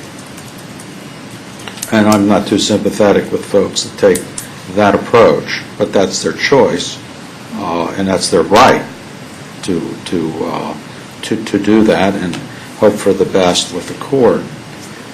So I think the courtesy notice is a good idea. I just think maybe the language needs to be clearer. I realize it may mean more work for staff, because you're going to get more phone calls than you might otherwise, but it might also mean less work a little further down the road. Our staff prefers to work things out with. It may not always appear that way, but that is typically the thing, because it saves a lot of time, frankly. I would also add that it is a thankless task. No one, to my knowledge, at least in my ward, has ever called me or called you, perhaps, and correct me if I'm wrong, to thank you for having gotten the courtesy notice or the NOV. It's like getting stopped by the police, and it's discomfiting to most people. But I also, and I disagree with Councilmember Siemens on this, I don't think shifting resources away from code enforcement is the right thing to do. I think what the right thing to do is the educational process of helping people understand that the code enforcement staff are doing what the law requires, which is the property maintenance, enforcing the property maintenance code, and that it is for their long-term benefit and the long-term benefit of all the neighbors, all of whom, 100% of the owners, I can say, are concerned about property values. And it has always puzzled me why it is people are quick to complain about the problems of property values, and yet when it becomes their turn to maintain their house in the way it's supposed to be maintained, like fixing a downspout or patching a concrete step, painting a railing, cleaning up rubbish sitting on the front porch, most of which, as you said, doesn't cost a lot of money. They get, some of them, most don't, get quite exercised about the whole thing. And when they do, and they come to me, I'm happy to sort of help them work it out with you guys, and my experience has been pretty successful with it. Not always. Sometimes I'll tell people what to do, and they do just the opposite. So that would be my feeling about it. Let me just add 2 quick points on that.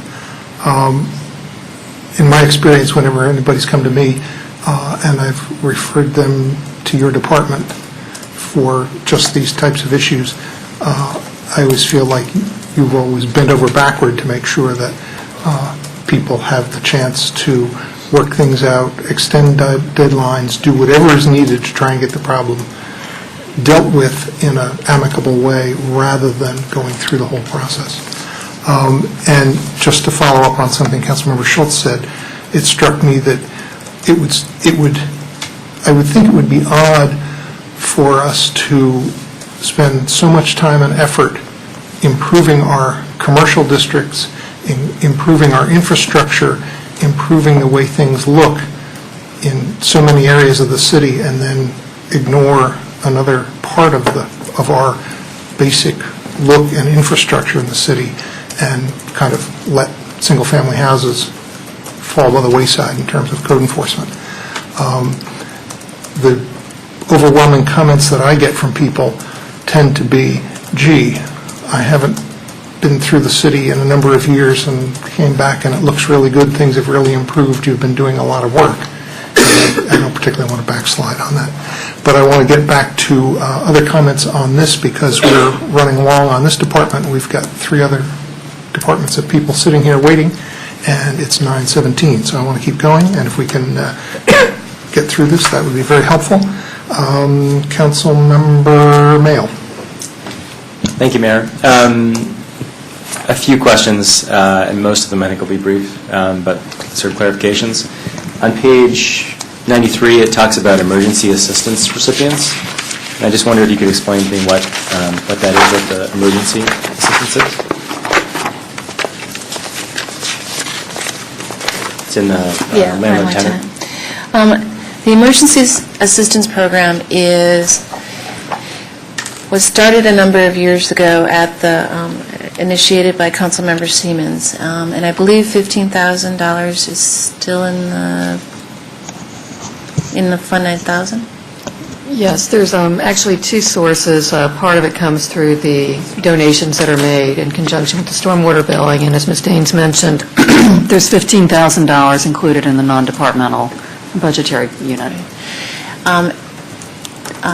To date, we have spent $16,888 on that particular effort, and I have assisted 46 families at an average of $365 per family, and those funds are used to offset evictions, help buy prescriptions, pay rent when rent or mortgage payments were late, et cetera. Do you have the resources to meet the demand? What we've done is we've typically start with the money that's included in the city's budget and then move over into the donations. We're tapping into the donations at this point. We think there's a greater need than we have seen right now, and we'll be doing some advertising because we have the resources available right now. And so you'll see in the May edition of the newsletter an article about it. The program is administered in partnership with MUST, Ministries United Silver Spring Tacoma Park, and it's been really well received, but I'm not sure if as many people know about it as we would like. I just, tying this together with the Mission Serve funding, I would be strongly supportive in terms of reconciliation of at least evaluating whether additional support for any of these programs could help. And in particular with Mission Serve, I know I had at least one constituent who, two constituents who were interested in the program afterwards and maybe didn't get in. We got them in. You did get them in? Yeah. Okay, great. Whether they made it to the next list, I don't know. I But don't yeah. know that either, but as long as they got back in. But, in particular, those are areas where it just seems like a nice and a very appropriate pairing with the inspection work and the other work the city does. We hear a lot from people about helping people who need help in Tacoma Park, and we have an opportunity to do it right through our budget. So, to me, I think really trying to tap into what is the demand and then trying to do a better job of meeting that demand, especially when it costs $365 a family to meet demand would be a really important use of money. A question for the city manager. Am I correct in understanding that the capital improvement projects are not also in the department budget, so those are tracked separately? Is that correct? That's correct. Okay, thanks. That's just a clarification. I very much support the $20,000 for community art and also the Ethan Allen Gateway project. I've heard from a number of constituents about that intersection and how important changes to the look and feel of that intersection are to them, as well as the safety associated with sidewalks. And I guess my last 2 points, I'd be really interested in with the Old Tacoma Business Association doing a multi-year agreement, so we provide $30,000 in support right now. I'd be really interested in something like $30,000 in support in this year and setting aside 30 or 60 for a 3-year project. Doing something like that would give us the opportunity to do a cooperative agreement with them to create more certainty in their funding future, and therefore to be able to create clearer expectations for what we would get from the association. And then my last point is I'm concerned that we're losing a community development specialist or half of a community development specialist and getting an intern in their place. That doesn't sound like a good exchange to me, because I know we have a lot of needs associated with New Hampshire Avenue redevelopment. I mean, We have an amazing intern right now, but yes. An amazing intern who wants to stay at an intern salary and be an intern? For a while, yeah. I may come back to you next year, but right now, she's doing great. The community development specialist was a part-time person, so it was at like 19 hours a week.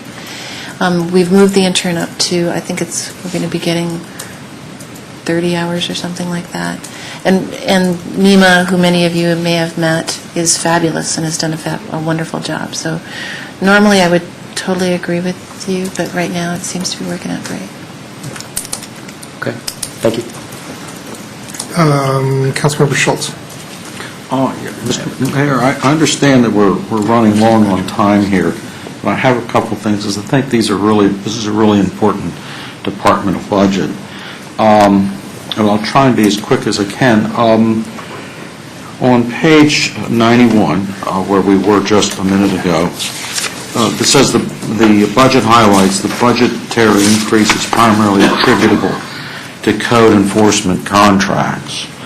And what is that? Is that referring to the money that we pay to Montgomery County to do the rental inspections? Yes.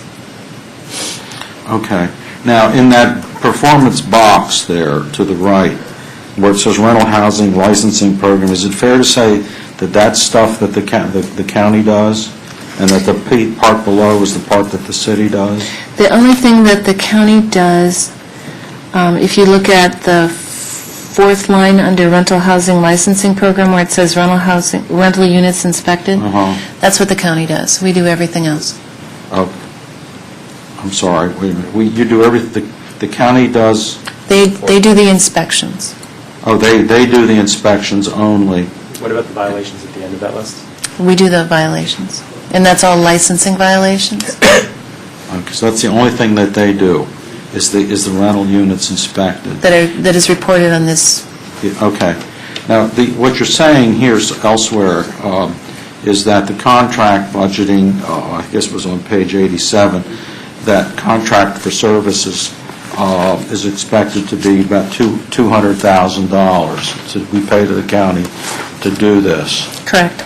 And what I figure, looking at the budget, is that would, if we weren't paying that money and we kept that money ourselves, that would provide us with about 2 1/4 full-time equivalents, maybe, or 2 1/2 full-time equivalent inspection people. And I'm thinking out loud that if we brought this in-house and did not ask the county to do this, but did the rental inspections ourselves, we'd probably have to add in a supervisor, which would be another $100,000 in salary and fringe benefits and other things, and then some more money to buy vehicles. But one of the things that I'd like to think about, not tonight, is the huge problem we pay by delegating this work to the county, the lack of control that we have over when rental inspections get done and how they're done, and how much we might gain in terms of bringing everything into our city, because it's so much easier to be able to think in terms of coordinating inspections so that we can do both the inside and the outside of rental properties, rather than having it split between two organizations. That's all I'm going to say on it right now, because we don't have time to discuss it. And I'll just say, there's a long history. I know there is. Going back about 30 years, I think, of the city. You would remember that. It's before my time, of the city having the inspections in-house because the county wasn't doing a good job, sending it back out to the county because the city wasn't doing a good job, bringing it back to the city because the county wasn't doing a good job, and then sending it back to the county because we weren't doing a good job and they had a really good program and were doing a good job. And They are doing a fabulous job, and I would really hate not to have it. And my recollection is that the last time we had it in-house, I think we had 5 people and vehicles, and it was a much higher cost, and we're getting much better results with much lower cost. Well, my reply to that is, Never mind. I can fill you in on the gory details. Yeah. later. I'm in favor of the Phase 2 on the Tacoma Junction lot, rather than doing just a Phase 1, because it'll cost more to do them in 2 separate stages than if we order them just at the beginning.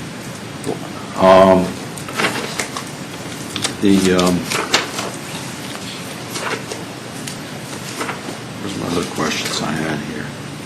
On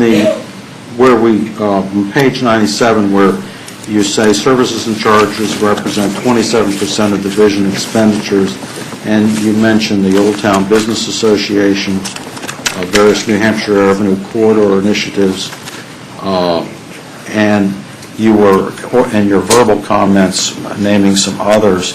And I'm wondering if, separate from the budget process, we could get a breakdown of what all those projects are that are included, somewhat like I asked Daryl to do for her in her budget, because there's just so many there's a lot of them, and there's not time or place in the budget to do that.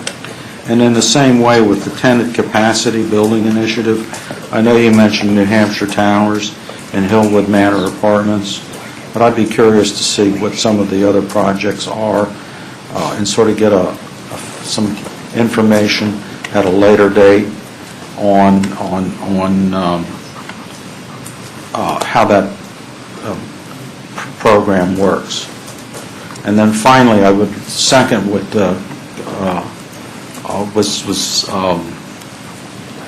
Councilmember Mayle just proposed about emergency assistance. Harkening back to our conversation a minute ago about the problem with inspections, the most frustrating part is when you get inspections on people's houses who are elderly or disabled, who live on extremely fixed incomes, who've maybe lived in that house 35 to 50 years, and have absolutely no means whatsoever to do the work that needs to be done. And I know there is this rebuilding Montgomery County initiative, but anything we can do in terms of putting money to help people solve, because a lot of this money always gets categorized. We say, oh, well, this program will help you do this, but it won't help you to do that. And I think this program you're talking about seems to have a great deal of flexibility to kind of fill in the gaps where we can help people in that category. And I'd be interested in having us further look into adding some money to that at the end of our budgeting process here. Thank you. Councilmember Snipper. Thank you, Mayor. I have a, oops. Going too far. Could you talk a little bit about the municipal infraction fee increase to $15,000? A little bit more. That kind of jumped out at me, sort of. It's just how things have been trending in terms of fines that have been being issued by the courts. So you think it's going to go up, basically? It's been kind of steady. It's been trending up. Okay. We've historically, judges have not wanted to do issue fines, but they've been doing more of them lately. Okay. Second one is concerning I'll call it cultural programming, which I think is just terrific. I think the department's done a wonderful job with it, and you in particular. And I'm very grateful for it because I get a lot of very positive comments from residents about it. It's just a wonderful thing. But I have a natural follow-up question, which concerns, staffing to manage this. It seems like it's a pretty time-consuming activity. My husband would agree with you. And I wondered to hear your... Okay, well, that's a partial answer.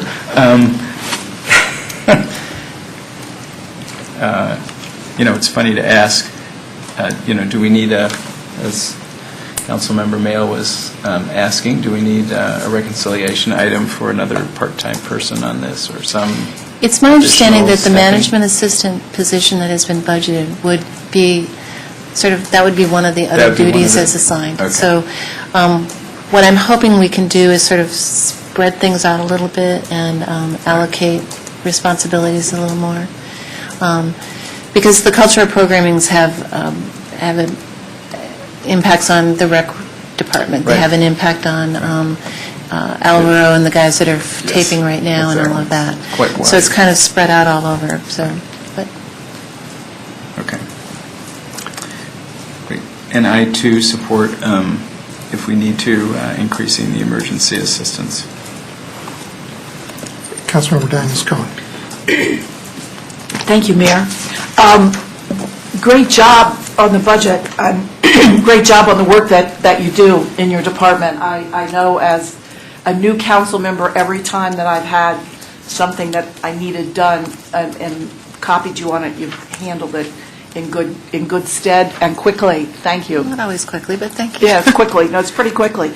Also, the cultural programming is awesome. I mean, you can spend your whole life in Tacoma Park and get real cultural very easily if you just pay attention. But I'm back to, of course, the courtesy and the notice of violation and the citations. Passionate constituents, actually screamingly passionate constituents. I think they've talked to me like there's never been any courtesy notice or any courtesy. All they've gotten is the citation where you can't, and I'm hearing what you're saying. I would just assume they got some little a piece of paper slapped on their house and that was it. We will slap something on somebody's house when they have totally and completely ignored us and you. not responded. I know this is, I agree, I can't remember which of the council members said, but if you change the wording at the bottom. I think it's a very It's a good suggestion. Good suggestion, that especially on the courtesy. And then, I know this is really, I'll hear the groan. Before they get the citation, is it possible to call them? Is that just impossible? It's impossible to get a hold of them, to even try to phone them, to say, the next step is a citation, there is no it's like, there's no going back from that. You're going to court. There's no, you want to strangle me right now. I can hear the groan in the air. We have challenges getting people's addresses. Yeah. And from my perspective, they're property owners. They have a responsibility. They have agreed to buy this property. They live there. They have responsibilities, legal, moral, to their next-door neighbors. Calling them would be really nice. I just don't have the resources to do it. Just this food for thought, and the groan's going to happen again. It's the psychic groan up here. Is it possible that council members could request, if someone's gotten a courtesy violation, that we know about it, so we can at least maybe go rap on their door and say, you need to do something about this, and you need to do it now. This is the law. Is that, I can hear somebody, Councilmember Snipper's going to hit me in the head with a pen right now. I'm going to Rome. It would help. It would help if I could get to the constituents before they get screaming outrageously icky. It might help the situation. I don't know. It might not. So, I mean, it's only 200 or so. They aren't all in Ward 3. You take care of the Ward 1 one. Yeah. I would encourage you to ponder that for a while. All right. And keep in mind that one of the reasons you have staff is to do these things. Yep, and frankly, that's our responsibility. Your responsibility, from my perspective, is to decide whether or not you want a code enforcement division. If you want us not to do residential properties anymore. If you want us to start going inside people's houses instead of just staying outside. And one of the reasons that you don't want to consider that is you want the process to run its course with staff, and you want to have the position of somebody like an elected official be someplace where somebody can go if they think that process isn't working. And if you've inserted yourself into the process, you're not there for somebody to go to. Okay. I just, it's just my little brain was rolling around So there. the answer is you need to change your process. I know it's like being the dog catcher. As soon as the dog catcher shows up in the neighborhood, everybody wants to throw rocks at him or her. So it's not a fun position to be in. I also want to drive home. I know in the document here, we're talking about a Phase 2 for the Junction. I'm shifting into Junction now. Done with those guys. Junction. I know, I think I heard City Manager Matthews speak Phase 1. I want to drive home. Before we do a Phase 2 in the Junction, we need a Phase 1. It's a more pictures, finding out what actually, what kinds of historic stuff could be underneath before it gets bored. Well, what we would do if this particular item is funded is to issue a request for we'd see who's out there who can do environmental reviews, and we would ask for pricing on both a Phase 1 and a Phase 2. Phase 2, okay. We would go to a Phase 2 depending upon what the results are for a Phase 1. But it typically makes sense to get the pricing and to contract with a single firm at a time. Let me just add that these environmental things, like the Phase 2, it's a cumulative thing, is that the Phase 2 includes the Phase 1. The difference is whether or not you actually do test pits. And a Phase 2 is where people get down into the dirt a little bit. They might have to dig a hole in the asphalt several places to do some sampling to look for environmental hazards or that sort of thing. But it's implicit that it includes a Phase 1. You can't do a Phase 2 until you've done a Phase 1. It just didn't, and when I read it, it didn't seem, it wasn't written a Phase 1. Part of that's just the editing of the budget book, All right. And I also, if there's not enough money in the emergency assistance fund, I support whatever it takes to make that work for the city. Councilmember Grimes. Thank you. I don't get so many complaints about overzealous code enforcement in Ward 1. I get some. I get more complaints about non-enforcement of code violations, and I will say that I very often suggest to people that the violators, and it's primarily about things like overgrown bushes over the sidewalk, things like that these are their neighbors, and that should be taken into account. Otherwise, I'm going to reflect what other council members have said. I also will add my voice to the call for an increase, if possible, in community assistance. And then on Tacoma Junction, I do separate out Phase 1 from Phase 2. I think it is possible, it's my impression from talking to constituents of mine who have expertise in environmental assessments, they're well-known community figures, that a Phase 2 would likely, we'd want it to be contingent on the findings of a Phase 1, and that is something that the Tacoma Junction Task Force said in its report. So I'm glad that you've clarified that the environmental assessment would include the Phase 1 non-invasive assessment. It is possible to just start digging holes to make borings without having done the paper assessment, so that's something we certainly don't wanted to. There's a lot of money in the city budget for ADA sidewalk work, for streetscaping and so on. I want to make sure that there is within the work plan specifically addressing the sidewalk faults around Tacoma Junction, extension of streetscaping and so on. If that's not in the work plan, I'd like it to be. I would assume that certain of the council members at least would support that. And then I question whether the $11,500 for Tacoma Junction actual exploration of uses of the city properties there is sufficient. I did outline maybe more aggressive steps for interim use and for planning in the resolutions that I and partially other council members have introduced, and that I hope that the mayor will schedule for discussion soon. That those steps, aggressive steps, will be in the work plan, and we'll have funding available for them. Thank you. And I just have one or two quick items. On page 91, which I think many people are still on, just a quick question about the first item at the top of the chart, the public contacts, with the huge increase going on, and just wondering what's driving that.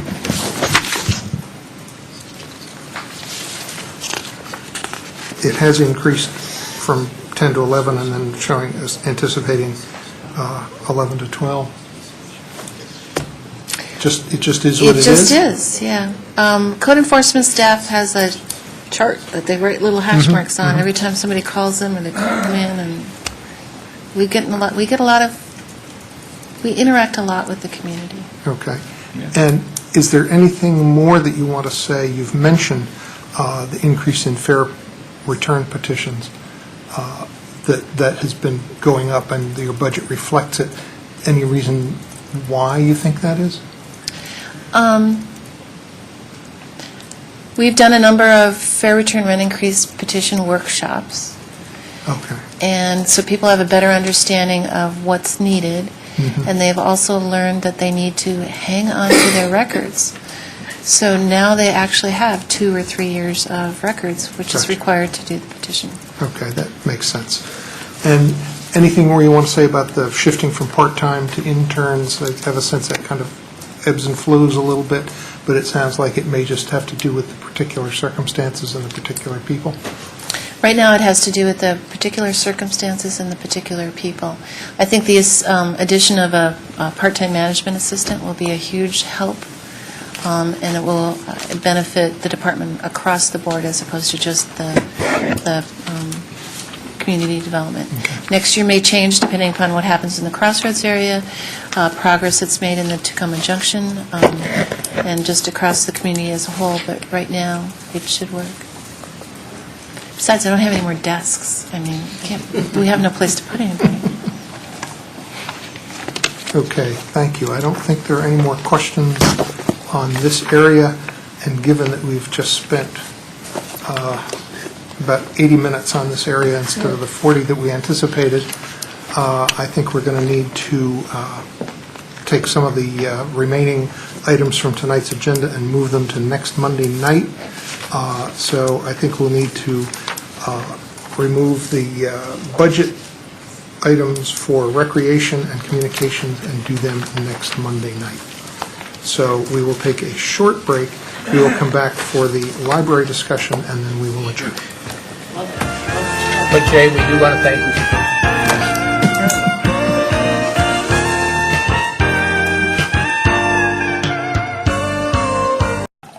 Take up what is now our last agenda item for the evening, which is the library budget.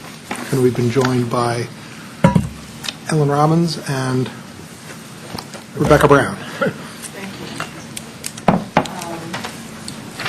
Looking at the overall numbers for the library, I'm just going to hit on a few high points in the interest of time. For the department overall, our FTEs remain unchanged.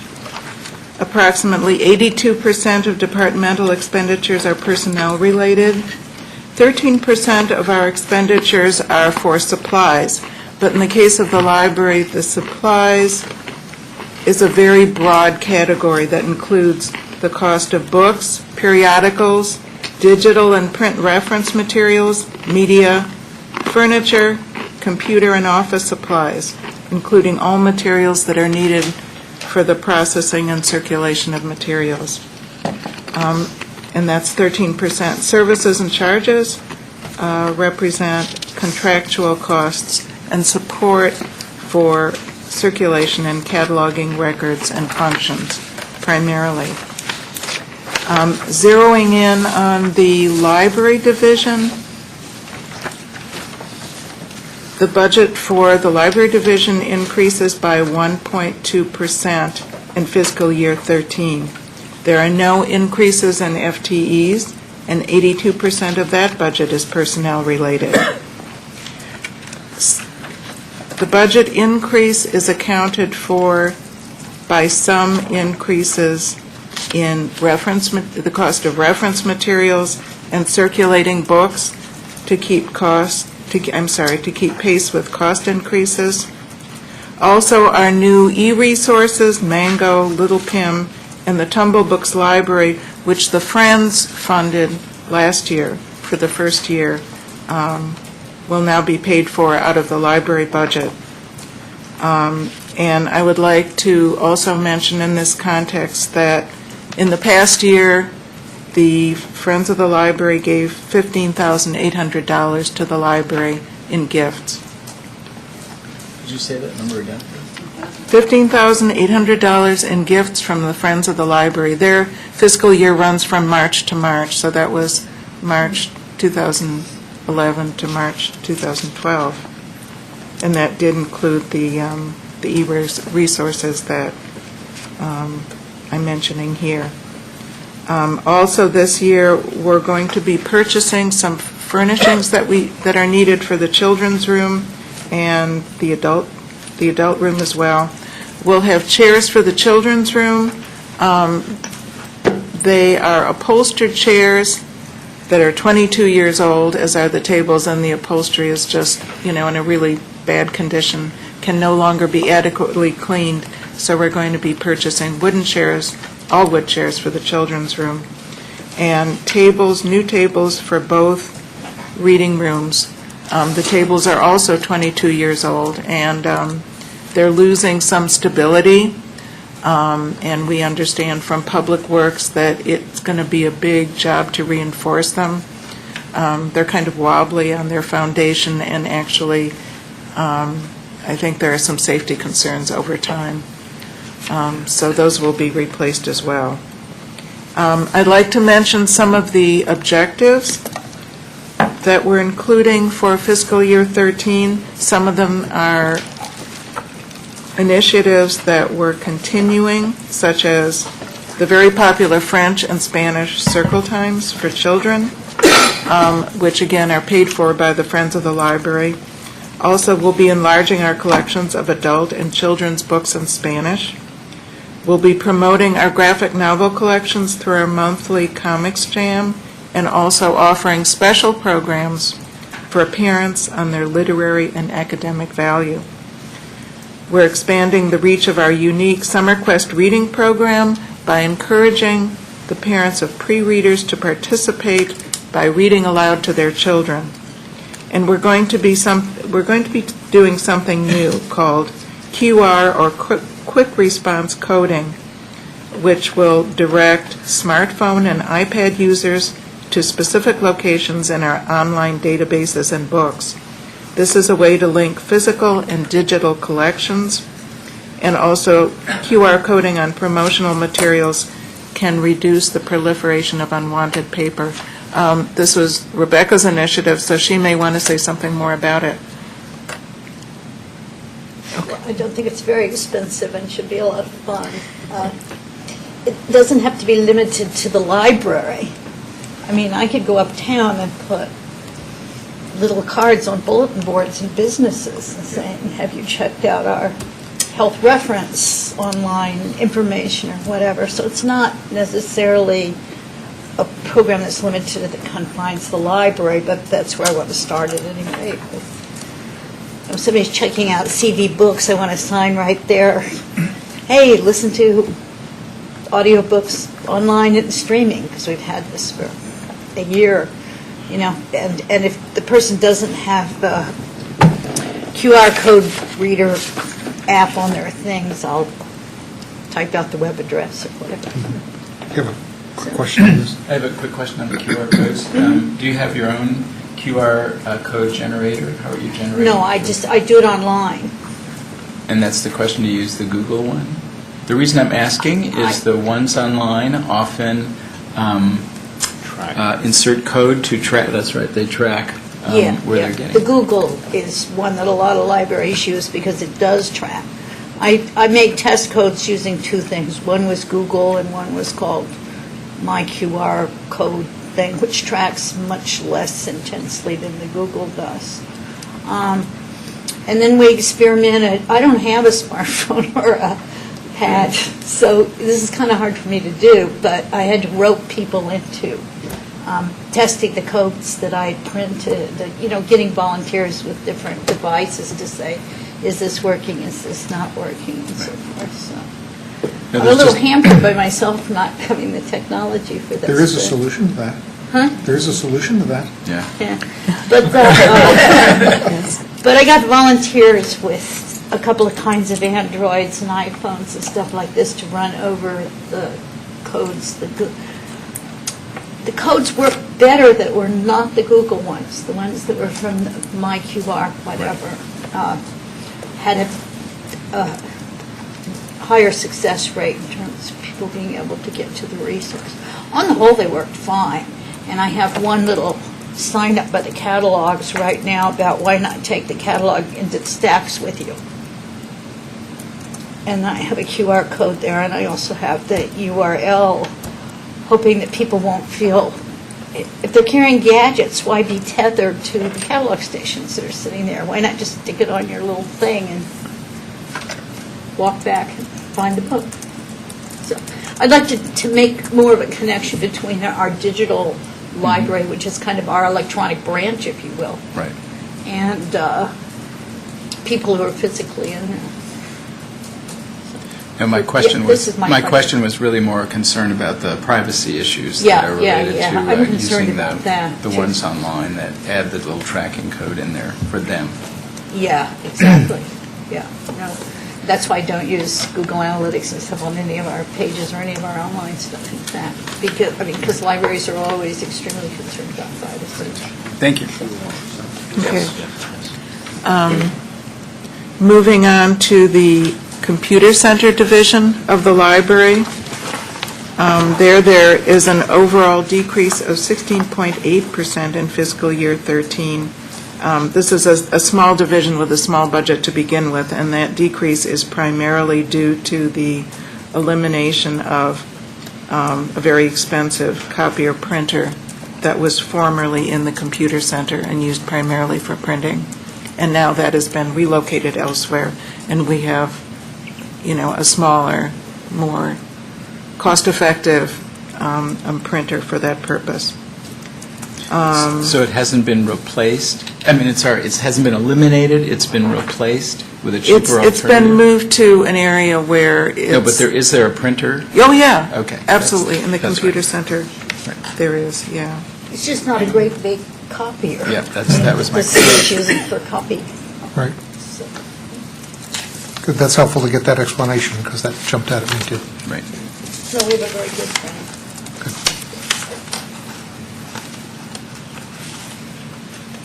Okay, in the computer center, the main initiative for this coming year would be that we plan to implement a 2-part workshop for children and parents on online common sense using outreach materials prepared by the Federal Trade Commission.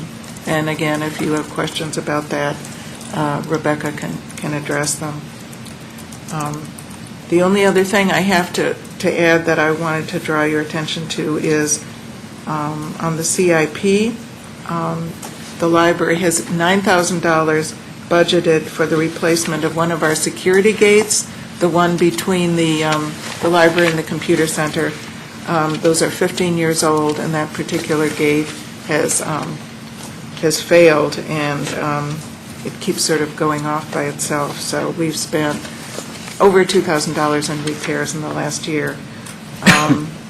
These are made by 3M, and it'll have to be, that purchase will have to be a sole source for us, because the gates recognize the security tags that are on all our books.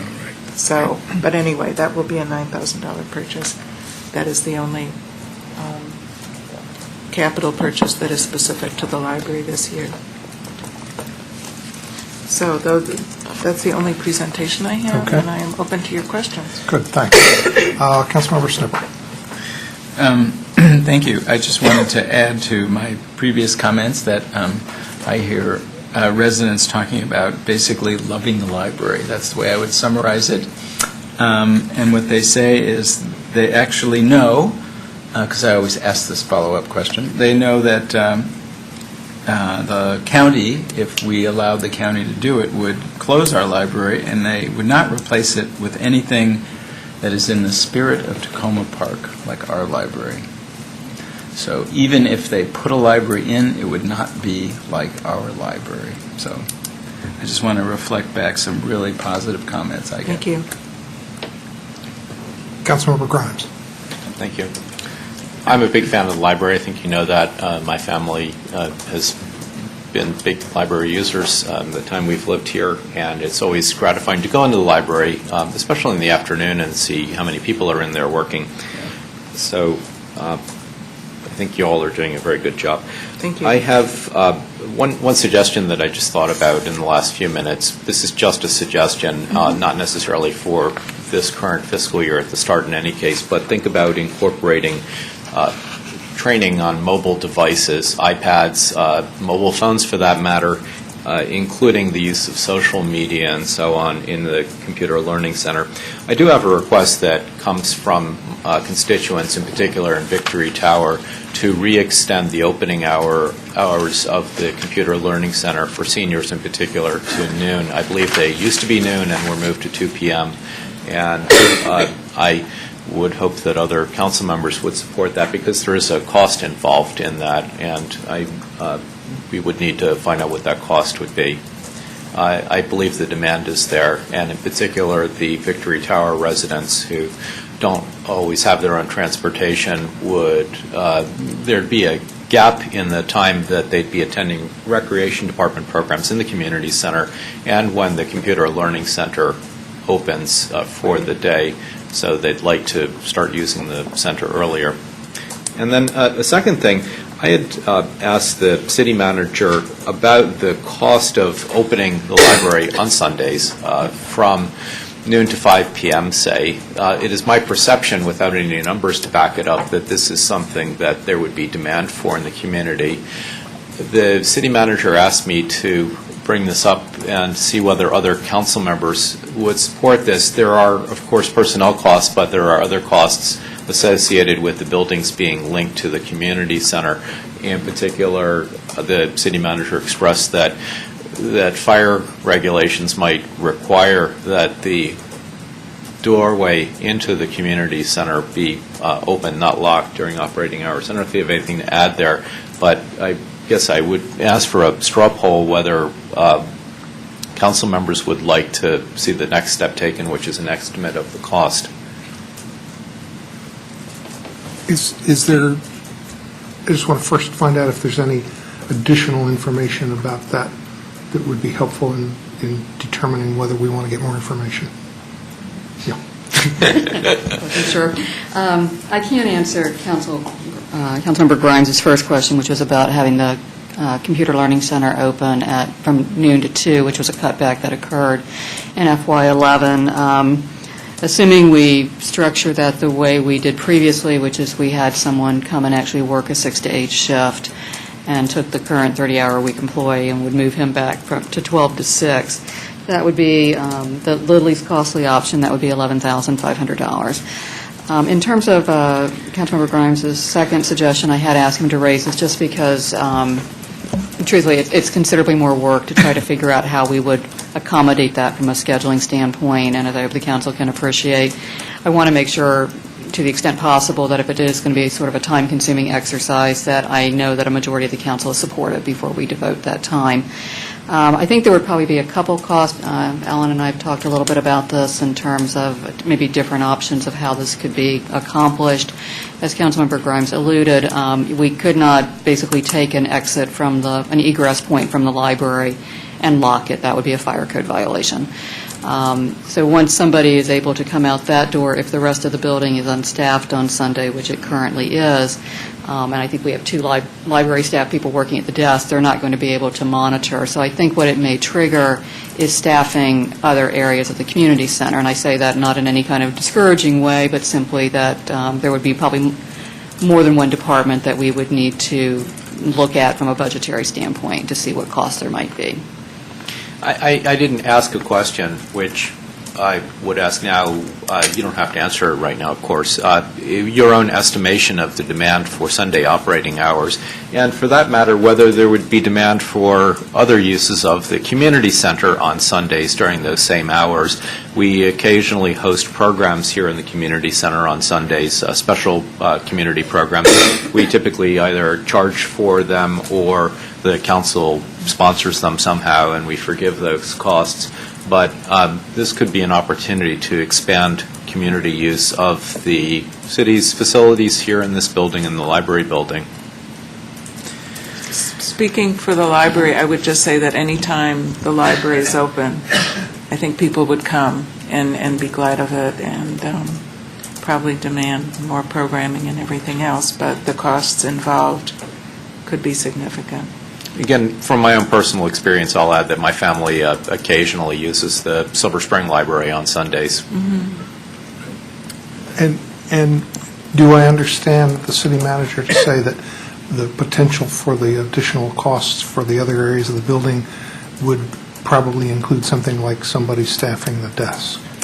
That would be correct. I think when we were evaluating how to deal with the financial difficulties for FY11, one of the things we looked at, and obviously this was predating the auditorium, is there was really very minimal use on Sundays. I think by the time you start getting into some of the weekends, I think, truthfully, people are spending time with their families, going to church, whatever. I could certainly, if the council is interested in pursuing Councilmember Grimes' suggestion, find out from Sarah just when some of the cultural programming is scheduled. I think there is some that occurs on Sunday, but I don't think it's been the heaviest use. But we would certainly, I think, have to staff the reception desk in the community center, just out of concern that you could have someone basically come out and basically have sort of free reign of the space unsupervised. Alan and I would probably need to talk about if there's anything that we would need to do in the computer learning center. It's just a matter of how far down we staff. But that's certainly something we can talk about if the majority of the council is supportive of this idea. And so at this point, a straw vote is in favor of getting the information with the idea, though not committed, that we would want to go forward, but this isn't committing to deciding to go forward at this point with the straw vote. Yeah, all I'm simply looking for, certainly if the council decides you already know you want to do this in the absence of any financial information, that's the council's call. I'm simply trying to get some direction tonight, whether or I not just- we I should just- even spend the time crunching Right. numbers. I wanted to make sure people understand that it's to spend the time to crunch the numbers. If you raise a hand, yes, but it's not necessarily saying, yes, I want to do this, get the numbers. So are people in favor of crunching the numbers? I have other questions I want to ask first before I make that decision. Okay, go ahead. Well, it's my turn. Go ahead, please, I'm done. Oh, okay. What I guess the question I wanted to ask, was sort of to turn it around, is that I know that your library took a hit in fiscal year 11. You had to lay off some shelving people. But I don't see anything in your request to add anybody back, at least this fiscal proposed in 2013. So that suggests to me that somehow or another, by hook or by crook, you've managed to do the things you wanted to do with fewer people than you had in FY '10. Not entirely, because we lost personnel and personnel hours in the computer center. Mhm. There used to be a person who would work in the evenings and another person who worked Saturdays and Sundays, who now only works Saturdays because it's closed on Sundays. Right. We also lost one of our permanent shelvers, Right. which was a really important position, and we replaced that as best we could with a volunteer program, a program of volunteer shelvers. And mostly students, a couple of adults, but mostly students who come in one day a week and get ESL hours. And that we've had some good people, but that's variable. Students come and go, and I would say the quality is not the same, but, we're getting along. And we did lose 25% of our funding for books. And we haven't restored that. What I'm trying to do now is at least meet the increased cost of the materials so we don't lose more of our purchasing power. Well, then my next question sort of tags on, is in tandem to that. That if you could expand the hours of operation, you had the discretion of choosing times of the day or days of the week, or the number of hours to be added. Opening for Sunday would be one option, but are there other ways that you think that the library and/or the community computer center would be more to that you think would be a better formula for adding operating hours? This is just an exploratory question. I don't have any. Yeah, I'd want to study that, I think. Yeah, right. And if you're talking about library hours, Sunday afternoon hours are, that's certainly one option. If you're talking about additional morning openings, Yeah. that's another matter. Right. And, they all have pros and cons, so I that's wouldn't want to exactly answer right. off the top of my head. Yeah, because I'm complete naive on the operations of the library, and that's why I'm reluctant to sort of say, we should just do data gathering opening on Sunday when there might be another formula that would work. My wife is what I would think you would call a heavy user of the Tacoma Library. She's in there at least once every 2 weeks and comes out with an armload of books, not to mention other libraries in the area. And her frustration is that she wishes not for more hours, but more of the new books she goes down there looking for. She's one out of many of your constituents, your customers. And so that has to be a concern, because you've lost some of your buying power. Yes. In FY11. If I could ask a follow-up question, then I think the other question is not only is that the most effective hours to add, but also is that the most effective use of the money? If you were going to add that much money, might the community be better served by spending that money on additional books or something else? Well, that's a consideration, too. I mean, Yeah. it depends in part on, I think, the wishes of our constituency. Do you want, I mean, do you want more books or do you want more hours? You know, they all have different ramifications. Again, I'd want to, if you want us to explore different options for increased funds, we can do that. Certainly having the funding for books that we had originally restored would be great. Some of it is being restored now for the reference materials because you have so many of those things on standing order that once you lose them, you lose them. And as Rebecca would tell you, there are things that were formerly published in print that are now only available online, and they aren't always cheaper. But that's what you have to gravitate towards. So certainly the funding for materials would be significant for us. Well, Councilmember Seaman's question is the question that I was getting ready to ask, and that's fine, because, you know, I think what I would like from you, toward, if we're thinking about budget reconciliation, is maybe some suggestions from yourself based on, you know, your expertise and those of maybe the Friends of the Library, whatever you get your data from, as to how we could best add to your budget in increments of, say, $10,000, rather than just, at this point, focus on one solution, like, you know, Sunday hours. Not that I'm opposed to Sunday hours. That may turn out to be the optimal thing. But I don't know, and I'd love to be able to see us restore a modicum of what we had to cut in FY11 and optimize whatever we can for the library. I guess it goes without saying that I'm a book buyer and not a book library user. I tend just to buy the books that I want to read. I think it's one of the best assets we have in this city, and I want to do anything we possibly can to strengthen it and keep it going. Thank you so much. So it sounds like the modified question for the straw vote is, do people want more information, kind of not only on the possibility of the extension of the hours, but if there is a recommendation for something that's a larger need than that, to get a sense of that. So is that what people would like? Yeah. Okay. So I am specifically interested in the Sunday Yeah. hours. I think that's the starting point. Yeah.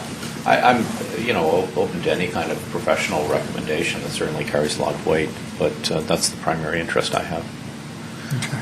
Is that the current? Okay, I'm looking at the city manager. Is that a sufficient parameter for what you need?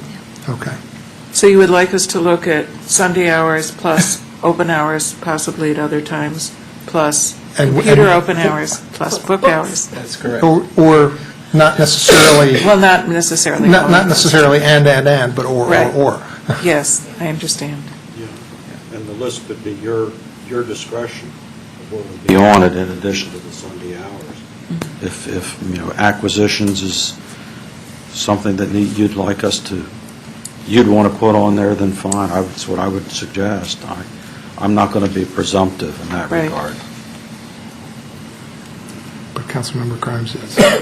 Well, on that, it's fine. Yeah, I'll just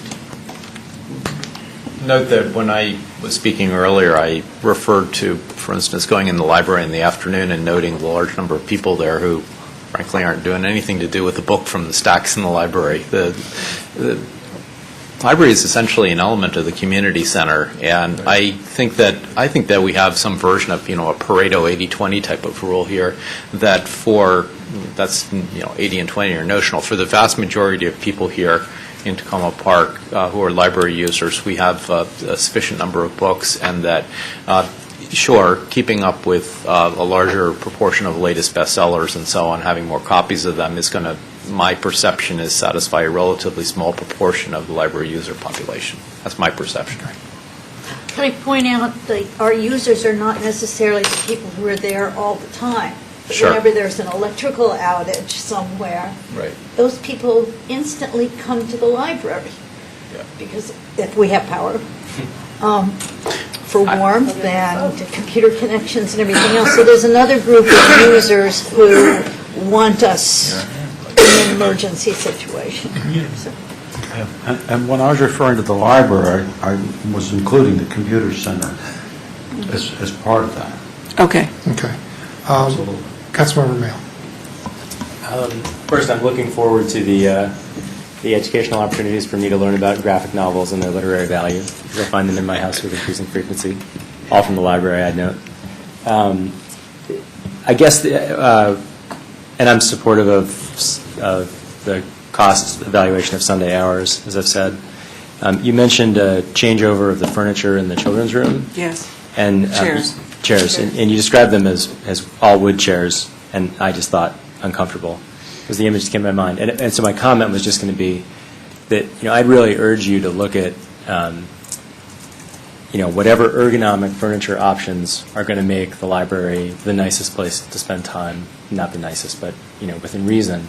Mhm. Think about a place that really makes an environment where people want to be. And, in my mind, if that results in a 10% higher cost for the furniture than the base model would have been, that we should talk about that as a council, and we should talk about that as an option. But at least for me personally, I'd rather see you make investments that are really going to make people want to spend time in the library, as opposed to, just getting by. The chairs that we were looking at, for example, were not necessarily uncomfortable chairs. They were, they're marketed to libraries. They're pretty attractive. They're very, very durable. The upholstered chairs that we have there now were part of an overall renovation of the public spaces in 1990. They were custom made for us, as were the tables. And it was beautiful. They were lovely, but some of them are soiled to the point where we won't put them out there anymore. They're just embarrassing. And I think for that reason, we've sort of gravitated in our costing out things to what we hope are attractive and comfortable library tables. But I take your point, and you're right. I mean, I'd love to have, we could probably find upholstered chairs that are, we probably could. Well, not soil-proof, but would last for, so maybe another 20 years, and they'd be more comfortable as well as more attractive. Just in the trade-off spectrum, Yeah. let's try to make sure we're maintaining or expanding library demand. I understand. Two other comments. On the Computer Learning Center, we track a statistic, or you track a statistic right now that's hours used. And I guess the hours used is not so helpful to me because it's not in relation to the number of computers per hour available. So if you had 10 computers available for, I'm looking at page 107. Yeah. 10 computers available for 100 hours, and you knew that 70% of the time the computers were full, that sort of metric would be more useful. So I just would, maybe we could look at something like that for a future budget. Does that make sense in terms of, essentially what I'm looking at is however many hours the computers could be on and being used by a user, how many hours are they being used? It would be 100% if every computer were checked out every hour that the computer center were open. Yeah. Right. Okay. It varies with time during the day. Right. Because we're serving some groups of people in the evening after they get off work, and so it's not our highest peak use hour. There's people who can't come at any other time. Sure. So they're No, I was just changing the metric from hours used, which there's no way to relate that to, something. Divided by 36. Sure, yep. Is that possible to get at? I just divide by 36. It doesn't have to be, future budget. I'm not. Okay. I'm not dying for it right now. I'm sorry. My last comment was on the QR readers, which is a nice initiative, and I just point out that I've heard of other cities that have used that for art. So you've got public art that's displayed around the city. Each piece of art somewhere on it has a little tag, and someone can go up to it with their iPhone and learn about the artist and get a direction to the next piece of art. And so you can essentially do a search for art through the community. And I think there are ways you could combine the library with our various art programs. That's right. It's a good as point. a service. Thank you. Yeah. It's very cool. And not just QR codes, but development of apps for all kinds of purposes. Councilmember Daniels-Cohen. Thank you, Mayor. I was using the library in 1955 when it was in Sherman Avenue in Tacoma Park. I was a volunteer there, and I read Story Hour and all kinds of things. And I wasn't a baby then, so I was. We didn't have to get any hours for school. I just did it because it was right there. I was a book stacker. I put them all back. I checked people out, all that kind of thing. So I am a library lover and have been forever. I really appreciate, Rebecca, that you're using where your expertise in the QR system isn't, or the, I guess, the high-tech stuff you don't have. You're actually using volunteers. I think that's so important to actually ask, because I think this is a community of people that are willing to give when you need.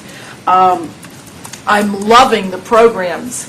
I always read in the SNI every week how many things the library does, and when I was on the Recreation Committee, I kept saying, do not let the library put more things on the SNI than the Recreation Department has. Always go, get as many things, as many programs as they have, you've got to have too. So I can't imagine how you're doing the programming you're doing with the funding that you have. It's just awesome. It's truly exciting.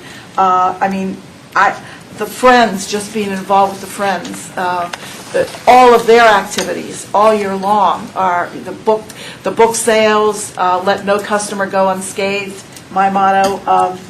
I can't say enough good things about you all. I'm definitely in favor of, if possible, extending the computer hours, especially for the seniors. I'd love to see the library opened on Sunday. I think it's a great place for families to come and have a good family experience together. Maybe they can go for a swim first and then dry off and come to the library. I can plan everyone's social life right here inside the city limits.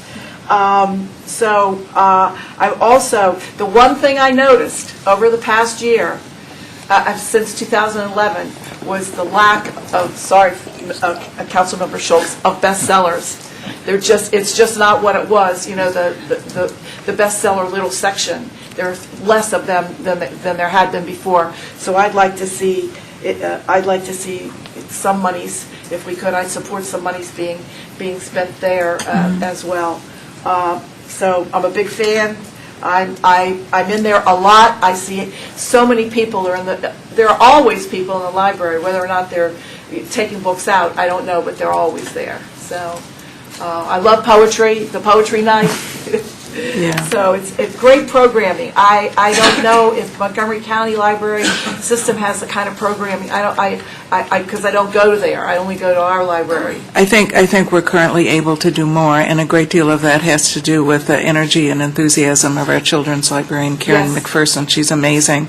Plus the programs that the Friends have funded for us on a continuous basis. We've been very, very fortunate. I'm a hardcore friend, so. Yes, you are. So I can't say enough good things. I just like to see it open on Sunday for sure, if possible, if that's all possible. And those bestsellers. I want more Lee Child. I want Lee Child to write more books. There you go. Thank you. Councilmember Siemens. Thank you, Mayor, and thank both of you for coming tonight and bringing us the same great work that seems to come year after year. I didn't hear nothing but good things about the library, and I really thank you for your dedication and quiet, good work. I guess my only question, I really appreciate the attention you're giving to kind of the changes the digital age is bringing to libraries, and I wonder if we're doing enough to stay on the leading edge. And it's maybe not a question that needs an answer tonight, but I worry that we're maybe not entering the digital age ourselves as quickly as maybe we should. Well, within the constraints of the budget, I mean, this has been a problem for me with reference, but I have health information center online, I have job and career information online. These are specific topic things, issues and controversies, a lot of American history resources. My problem is I'm not that good at letting people know the things that I've tried to set up and get going, so I would like more people to know that they're there. One problem is people with school assignments that are told to get their information in print. And when I say, this is the same information, this is copyrighted, credible information with editors and fact checkers, the same reference books that appear in print are available digitally. There's no difference in whether the person sits at home and at 2 in the morning and calls up the book and gets the information, or it comes into the library when we're open to get it. And I have a lot of trouble convincing people that this is the same material. This is not the open web. We're paying for this. You know, these are professional writers, professional editors. They're paid for their work. The Friends of the Library recently did give us $2,500 for some online reference resources, which is great. You know, a lot of things that as a small library we couldn't even have afforded in print. But you may be thinking in part of the capacity to have books that you can download and that kind of thing, and that brings up other budget issues that are serious ones for us when you're talking about overdrive and things like that. Yeah, it costs much more for a small library for those resources than it does a large library that's in a consortium. And if you try and borrow them, you'll discover they're usually not available because the county library says we have these resources, but they may share 5 copies with the entire state of Maryland. So instead, we've gone largely for multiple simultaneous user type resources, both in the books that we've purchased and in the subscription services. So it doesn't matter if 60 people in Tacoma Park sign on at the same time. They can. There's no waiting. It's another approach, which is also much more feasible for small libraries in terms of the cost. You know, we think sometimes that our cable channel is underutilized, and it seems like you have a huge story there that would benefit the community to know, and maybe we should consider a small budget for developing a infomercial for... It's not my skill. Well, no, it's not your skill, but you have the information. Yeah.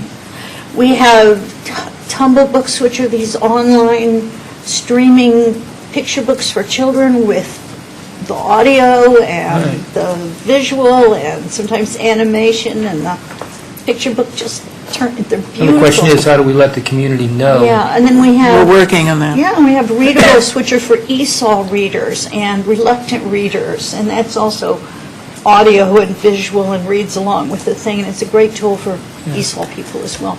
And we have streaming audio books. The interesting thing about the statistics is it only records if you complete the book. Now, that's not true of a print book. You don't have to finish the book to be counted as the checkout, but the odd thing about these online is the person actually has to go all the way through the book to be tallied up as a reader. So I wonder if they... So look at them if you haven't seen them, because they really are amazing. I wonder if a reconciliation item might not be to get an estimate of what it would cost our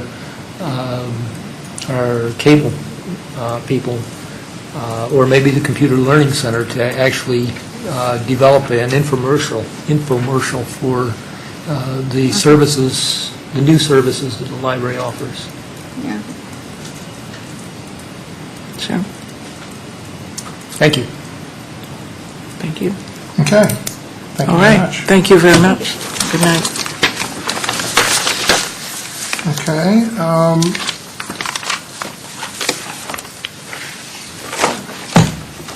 additional requests for information, reconciliation items, anything that anybody needs to bring up at this point? Councilmember Mayle. Just following up on a question to the city manager from last week, did we identify whether the grant to the Women's Business Network was indeed funded through the small grants program?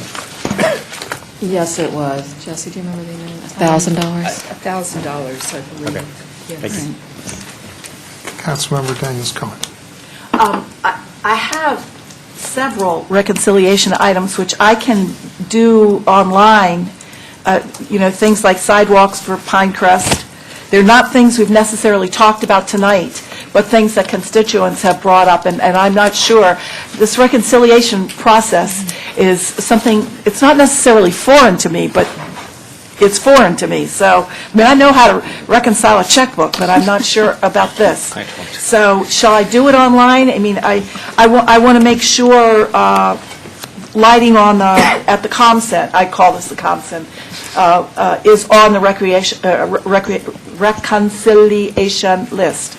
Daryl is working up numbers for that, Councilmember Daniels Cohen. In terms of the Pinecrest sidewalks, there is an allocation for new sidewalks and traffic calming. Truthfully, I think the council's probably going to have to duke it out in terms of whose projects move forward, because my guess is that there's going to be competing needs based on what I'm aware of.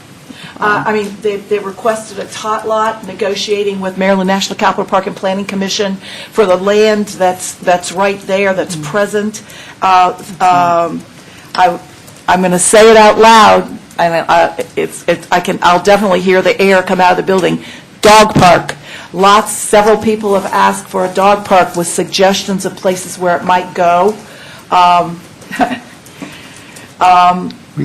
We had a protracted process in trying to come up with a place for a dog park. We'll find the place in the streaming, and you can watch the fur fly.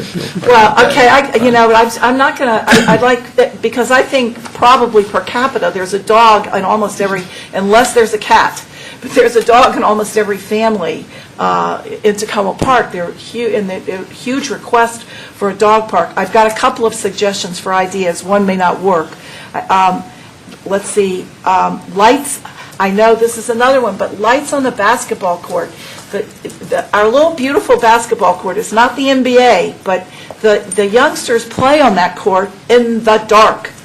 And I know we want them to go home and do their studying at 9 o'clock, but they play, so they're out there sometimes at 11 o'clock still playing. And with a little light, maybe that's a little bit better than having them on the street somewhere. I can just speak, it's ultimately a council decision. I would say that some of the constituents in Councilmember Grimes' ward were very concerned when this suggestion came up from staff and specifically asked that if the project moved forward at that time, that they did not want the court lit.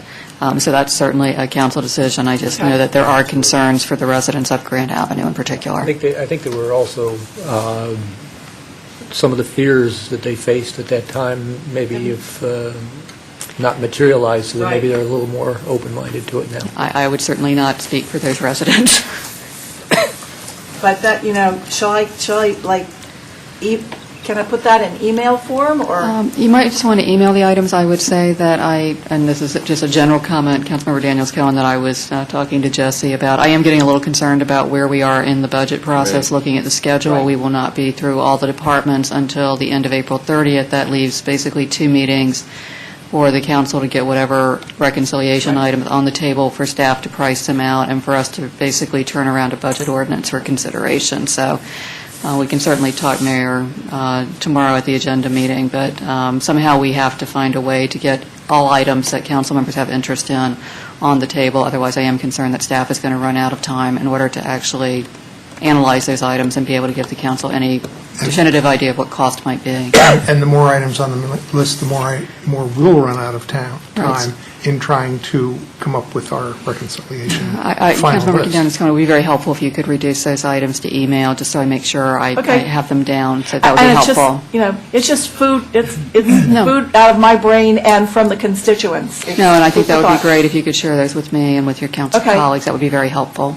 I'll do it. And I would encourage my colleagues to also think about adding some negatives to the reconciliation list of where are we going to find the money to fill these requests. So if we can identify areas where we could feel comfortable cutting back, then we would have the money to add the things that we want. It's a prioritization. Cutting back? Oh, my goodness.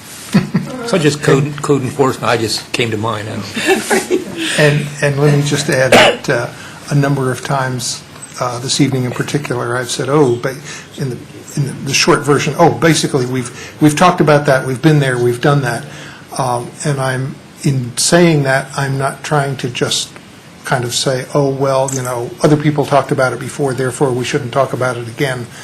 All I'm trying to do is make sure that people realize that there's a long history and that people have gone through many of those issues, many of those problems, faced them, and know what all of the sides of the issue are, and it may just be kind of going back through some of that and recapitulating some of what goes on that makes it clearer that, maybe there isn't a reason to go there, or maybe there is, such as when Councilmember Schultz said, never mind over bringing code enforcement back in-house.